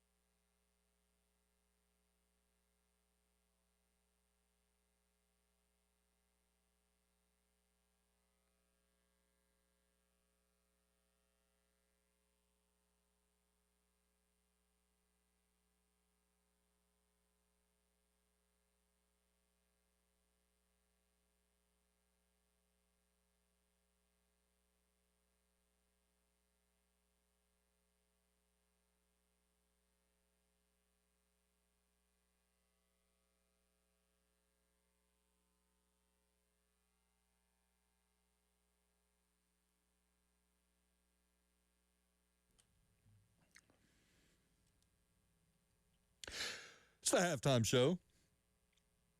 Terry Ford spinning the hits from 1992. That is like tangent. That is like the worst song to have at 2 o'clock in the afternoon when I'm out of coffee and I'm just like, got 45 minutes to go. I mean, shouldn't we have like some Pantera or, I don't know, some Danzig. End up Danzig.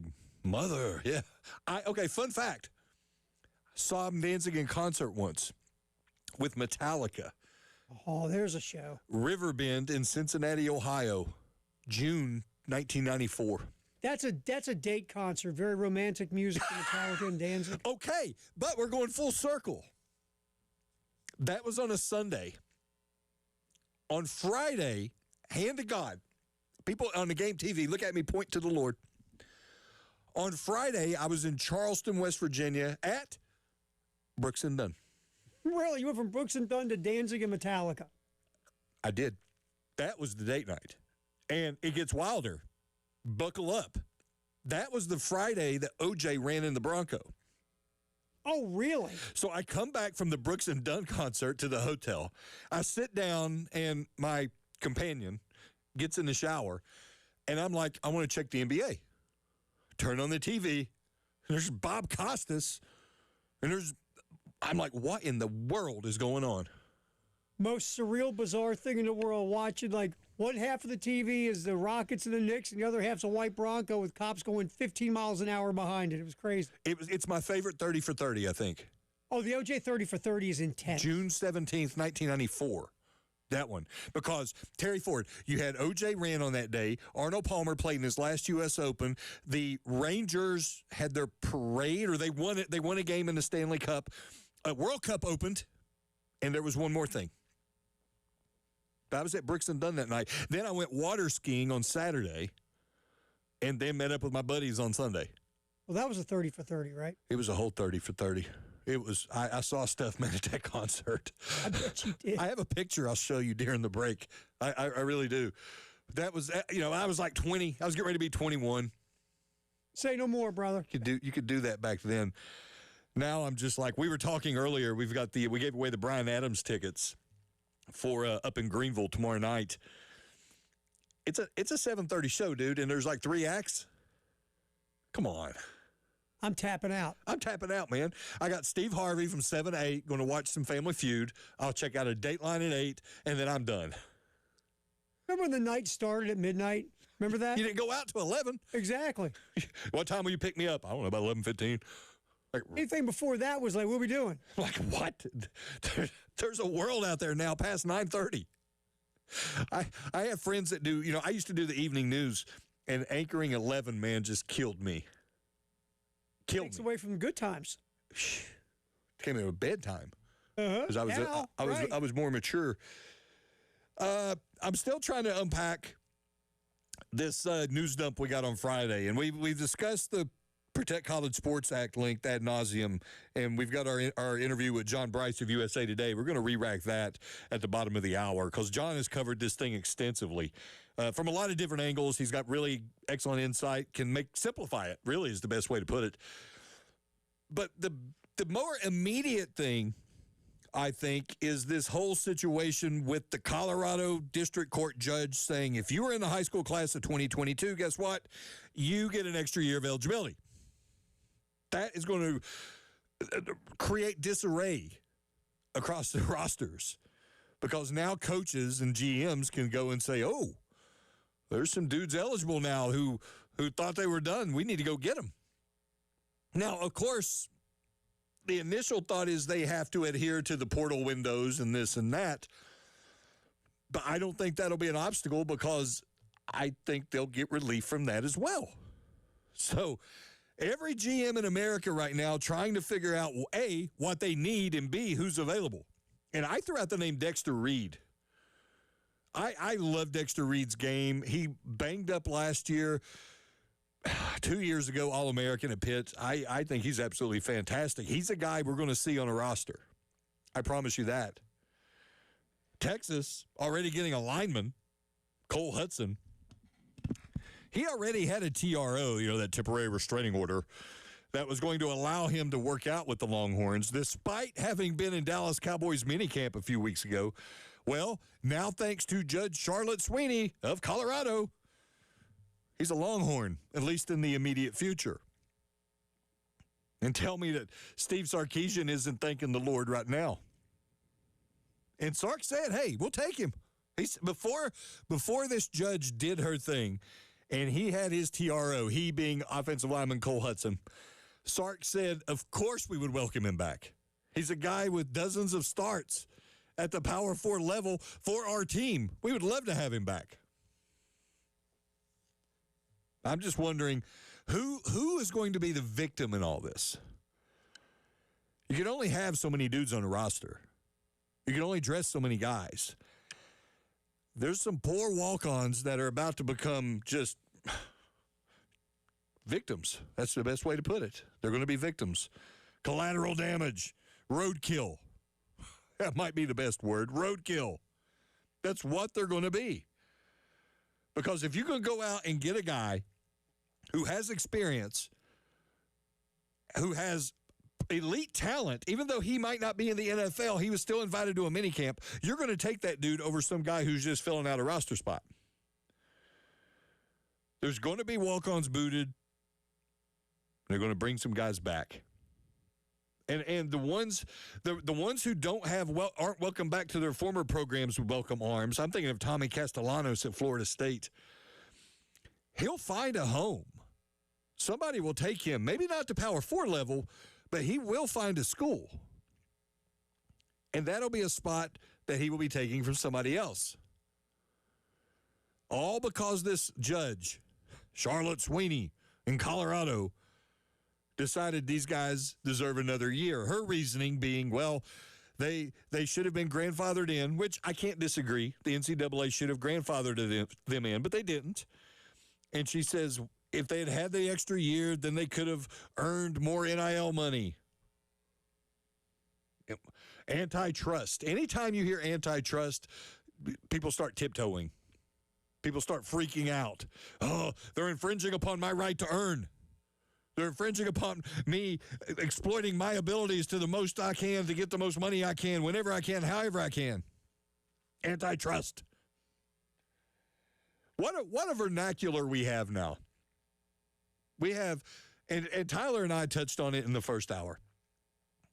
Antitrust, injunction, restraining order, litigation. It's as much as part of the language of college football as blitz, veer option, spread offense, third down. How we have evolved as a society that these words are so fundamentally part of our day-to-day conversations. Go to a game. Oh, man, I really like what they're doing with their offensive line splits. See how they're getting those wider splits? That's great. Hey, let's talk about that injunction. That's like a legit conversation you hear now at tailgates. Hey, how about that? How about the way they're running that hook and ladder? That was really cool. Did you see that skinny post? Man, his NIL deal is it's part of the conversation now. What's going on with this Protect College Sports Act? Suddenly you have football players all across America interested in the machinations of American government. I wonder what they're going to do with the cap. Are they also going to cap the number of schools that you can have in a conference? I'd like this 5-year cooling off period. Now let's talk about tariffs. I'm only half kidding. But you just can't be a sports journalist anymore. You've also got to be astute at parliamentary procedure, how a law becomes a bill or a bill becomes a law. All those after-school things we used to take for granted, well, now suddenly they're coming in useful. I wish I'd have paid more attention on Saturday mornings. But I digress. John Bryce of USA Today, he did his homework, and he's covered the Protect College Sports Act extensively since it became a thing back in June. We're going to have our conversation with him on the other side. It's the Halftime Show.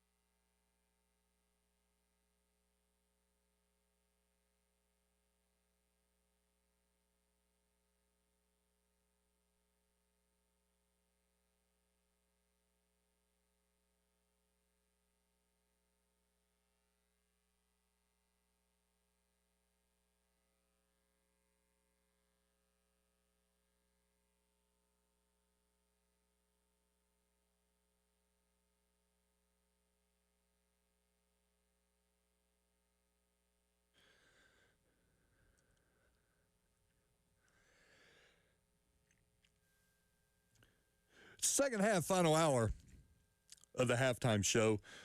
We closed things up on Friday thinking the Protect College Sports Act was dead and buried, at least for the foreseeable future. Wrong. Turns out it's alive after all. And so we reached out to John Bryce, reporter for USA Today, who's covered this thing extensively. And I asked him the first question. How close was this thing to being dead? It was really close. I can tell you, I was at Big Ten Media Days last week in Chicago and just talking to a number of people. Optimism late in the week was waning after it had been considerably sunny in their viewpoint earlier in the week. And even Commissioner Petiti on Tuesday stood up in front of the masses and said today has a chance to be a great day. We're optimistic. And then, according to people on Capitol Hill, they felt like the SEC and Big Ten, specifically the Big Ten, added some stuff that it wanted changed in the bill that co-sponsors believed had already been addressed. So it was definitely imperiled last week, but they kept fighting. Wednesday night through Thursday night and into Friday morning turned out to be really pivotal. And I think folks on Capitol Hill tried to exert some public pressure on the SEC and the Big Ten because you already had the other two power conferences sign off on it. You had already had MLB, NBA, NFL, and NHL all come out in public support of the Protect College Sports Act. So pressure was mounting, but they found a way to get it done, which to at least keep it alive and have it positioned for a floor vote, which doesn't happen too terribly often in our government when it gets to that point, as you guys know. John, I'm looking at it, and I'm trying to digest some of the changes that have been made to it, and some of them are pretty obvious. The salary cap would nearly double from a little more than $20 million right now to around $48 to $50 million. There's some adjustments to conference size, conference expansion, so on and so forth. Of the language that was altered, the structure of this bill, which one do you think could be the most impactful, at least in the short term? Sorry, I think I cut out for a moment there. Can you repeat the question? I apologize. I'm traveling. No, it's okay, man. I appreciate your time. No, I'm just wondering, of all the things that were adjusted, that were modified after meeting with the Big Ten and the Southeastern Conference, what parts of this bill that are new or at least different than they were this time last week could be the most impactful in the short term? Yeah, I think it's three. I think they've abandoned the concept of pooling media rights and made that voluntary, and basically said they'll leave that up to the respective conferences. Then they increase the rev share while also denoting that NIL deals arranged by respective schools do not have to go through the clearinghouse quite the same and won't be counted against the rev share cap if it's a third-party NIL deal arranged by the school, such as if Nike gave a South Carolina kid a deal, or Adidas for Tennessee, or Under Armour for Notre Dame, or what have you. So those are two significant ones. And then, yes, just the overall increase to the salary pool, I think, was significant, and also still provided some to earmark funds for women's sports in that. You know, you can get an extra $20 million basically in rev share, what some people were calling retention pool money, and you can take it all the way up to $25 million as long as that 21 through $25 million is earmarked for women's sports. And again, that also does not count against the rev share. So they did some things to try and keep alive the preservation of women's sports and women's sports scholarships, as well as increasing the money that teams could spend while making it a little easier for schools to broker deals. And then the third one would be they kept their nose out of conference realignment and allowed the bill is expected to have language in it allowing conferences to expand up to 19, which would be 3 for the SEC and 1 for the Big Ten. And I don't want you to editorialize too much. I don't want to put you in an uncomfortable position, but you have covered this thing extensively, and you've talked to a lot of people regarding this. You mentioned the money earmarked for women's sports, and I think it's around $5 million. Correct me if I'm wrong, John. Do you think that's a gratuitous gesture, that they were just throwing it out there to say, oh, well, we included this? Or do you think it's actually a contrived effort to maybe protect women's college sports, perhaps even grow it? Yeah, no, I think it's significant for women's sports. Maria Cantwell, one of the bill co-sponsors, the Democratic senator from Washington State, that's an element of this bill that is incredibly important to her and her staff and her constituents. And so I don't think that that's just a throwaway line item. I think it's meant to have meaningful impact, and it's also done in a way that schools are not going to have to say, well, I have this extra $5 million, 80% will go to football and men's basketball, and 20% will go to all other women's sports.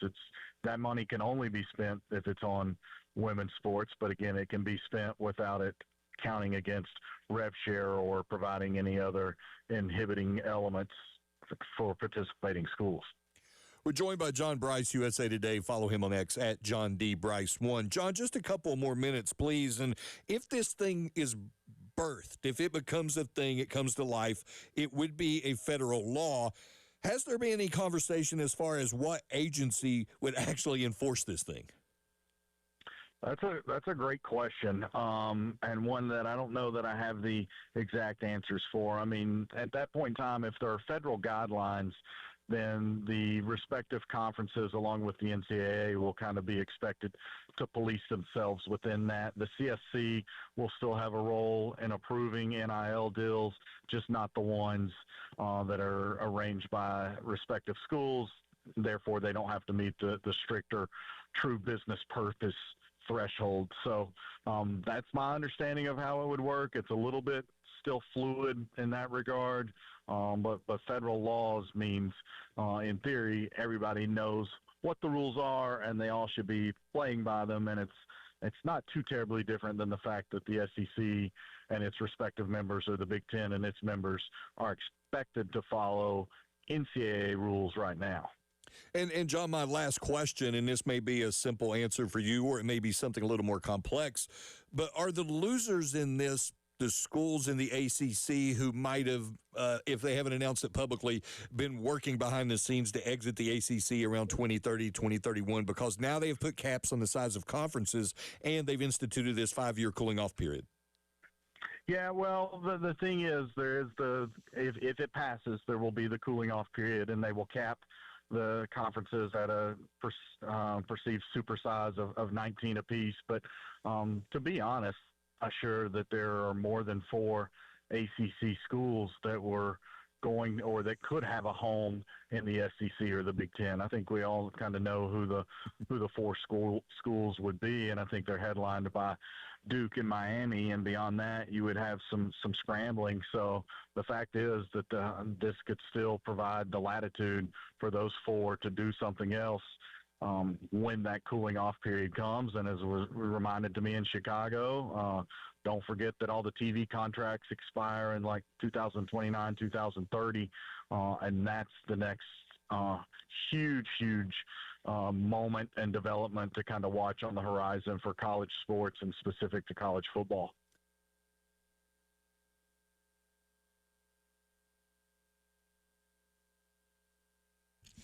It's significant. I don't think in the short term it'll be as impactful. I mean, obviously there are a lot of things that have to happen. It's got to be a law, first of all. It's got to be born.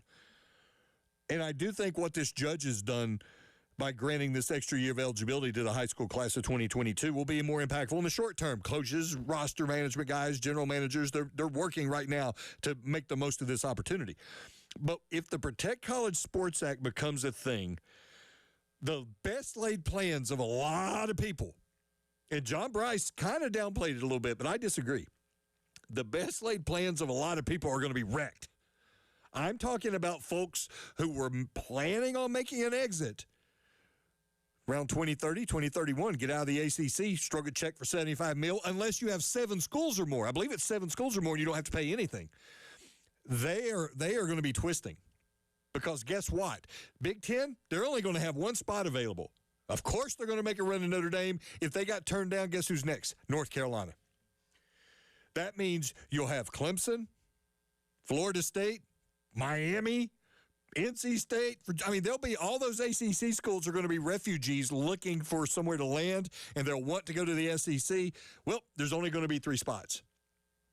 Who will get the chairs, the musical chairs? Who will be left standing when all that happens?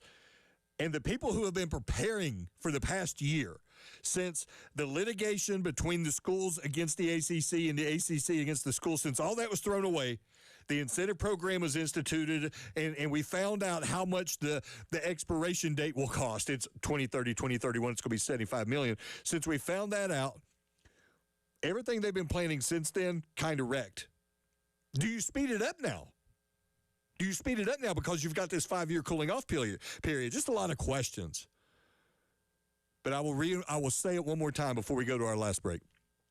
The ACC will not exist in its current form in 8 years.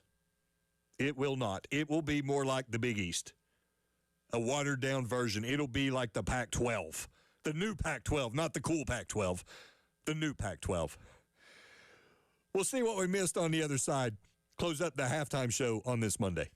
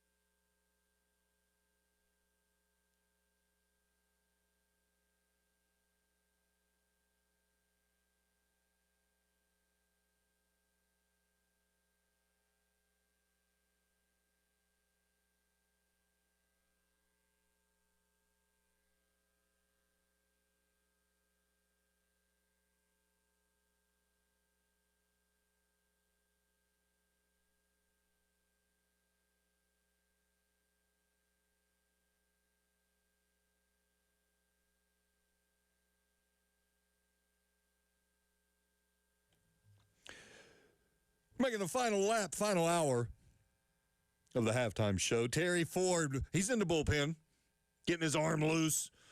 Got the rosin bag, jar of Vaseline, some Crisco under his belt. Comes in, throws spitballs or whatever. Emery board. He doesn't run his hands through his hair to get the ball greasy. That's not going to happen.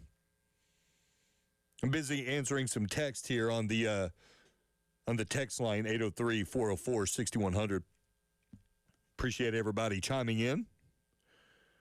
I'm sorry we don't have enough time to get to them all. Some of them are pretty funny, actually. I appreciate everybody reaching out regarding the text line. I'm still trying to figure out what's going to happen up at Clemson with that quarterback situation. And I'm going to get more into it. Maybe tomorrow we'll be able to get a little clarity regarding the quarterback situation, because we, being me, thought it was a foregone conclusion that Vizzini was the guy.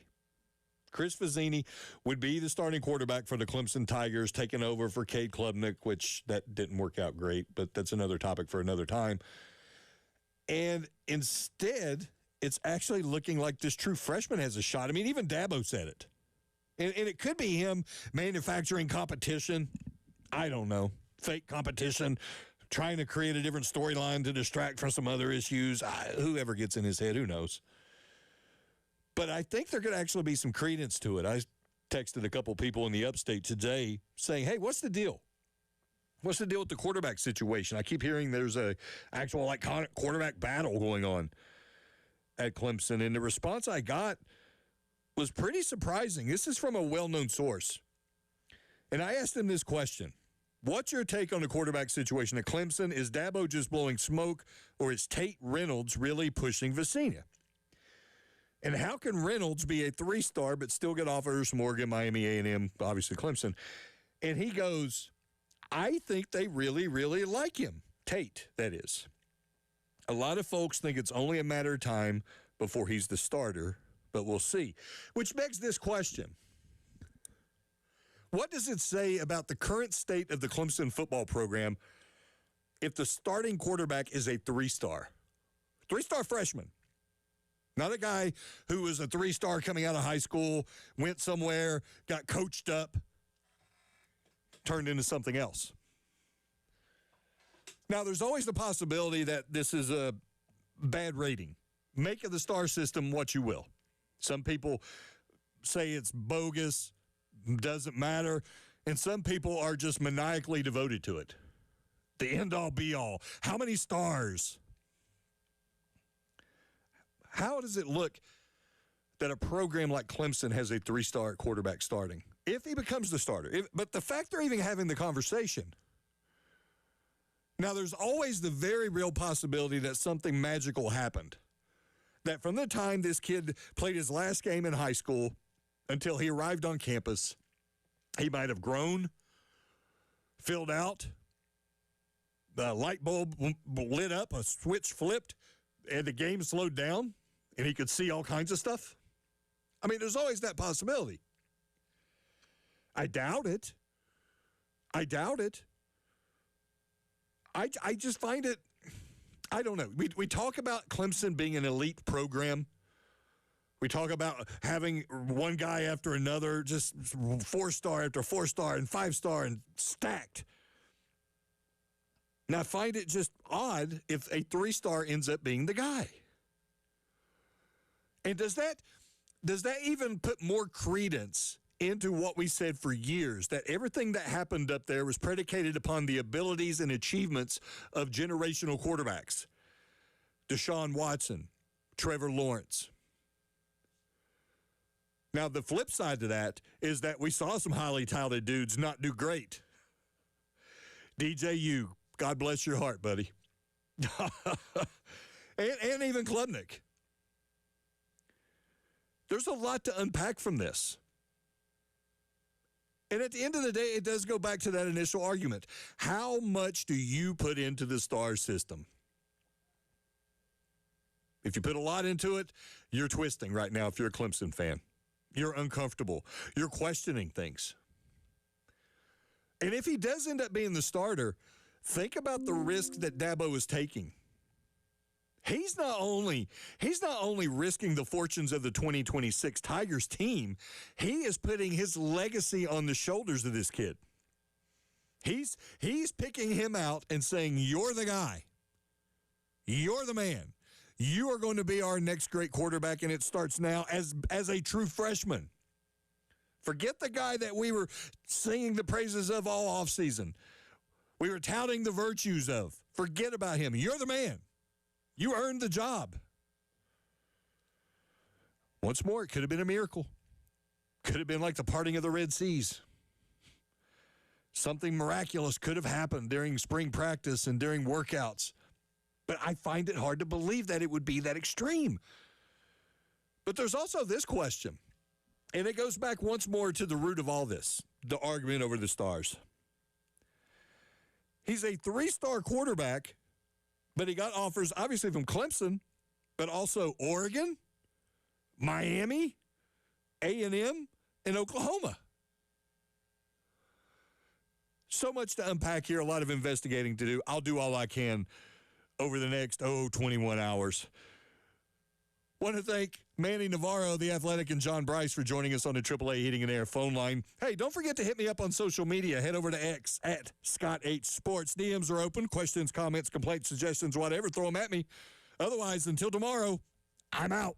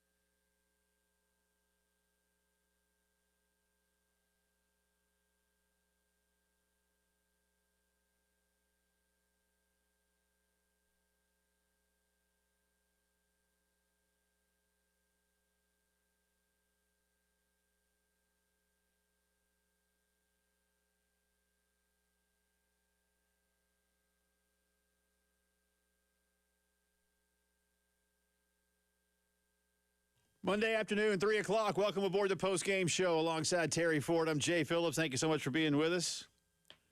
Thanks to Scott for hanging out there in the midday. Told Terry and me he's now off to see the new Spider-Man movie. They say biggest opening ever, but I think that's by money. And I still want to see. I don't like it when movies do openings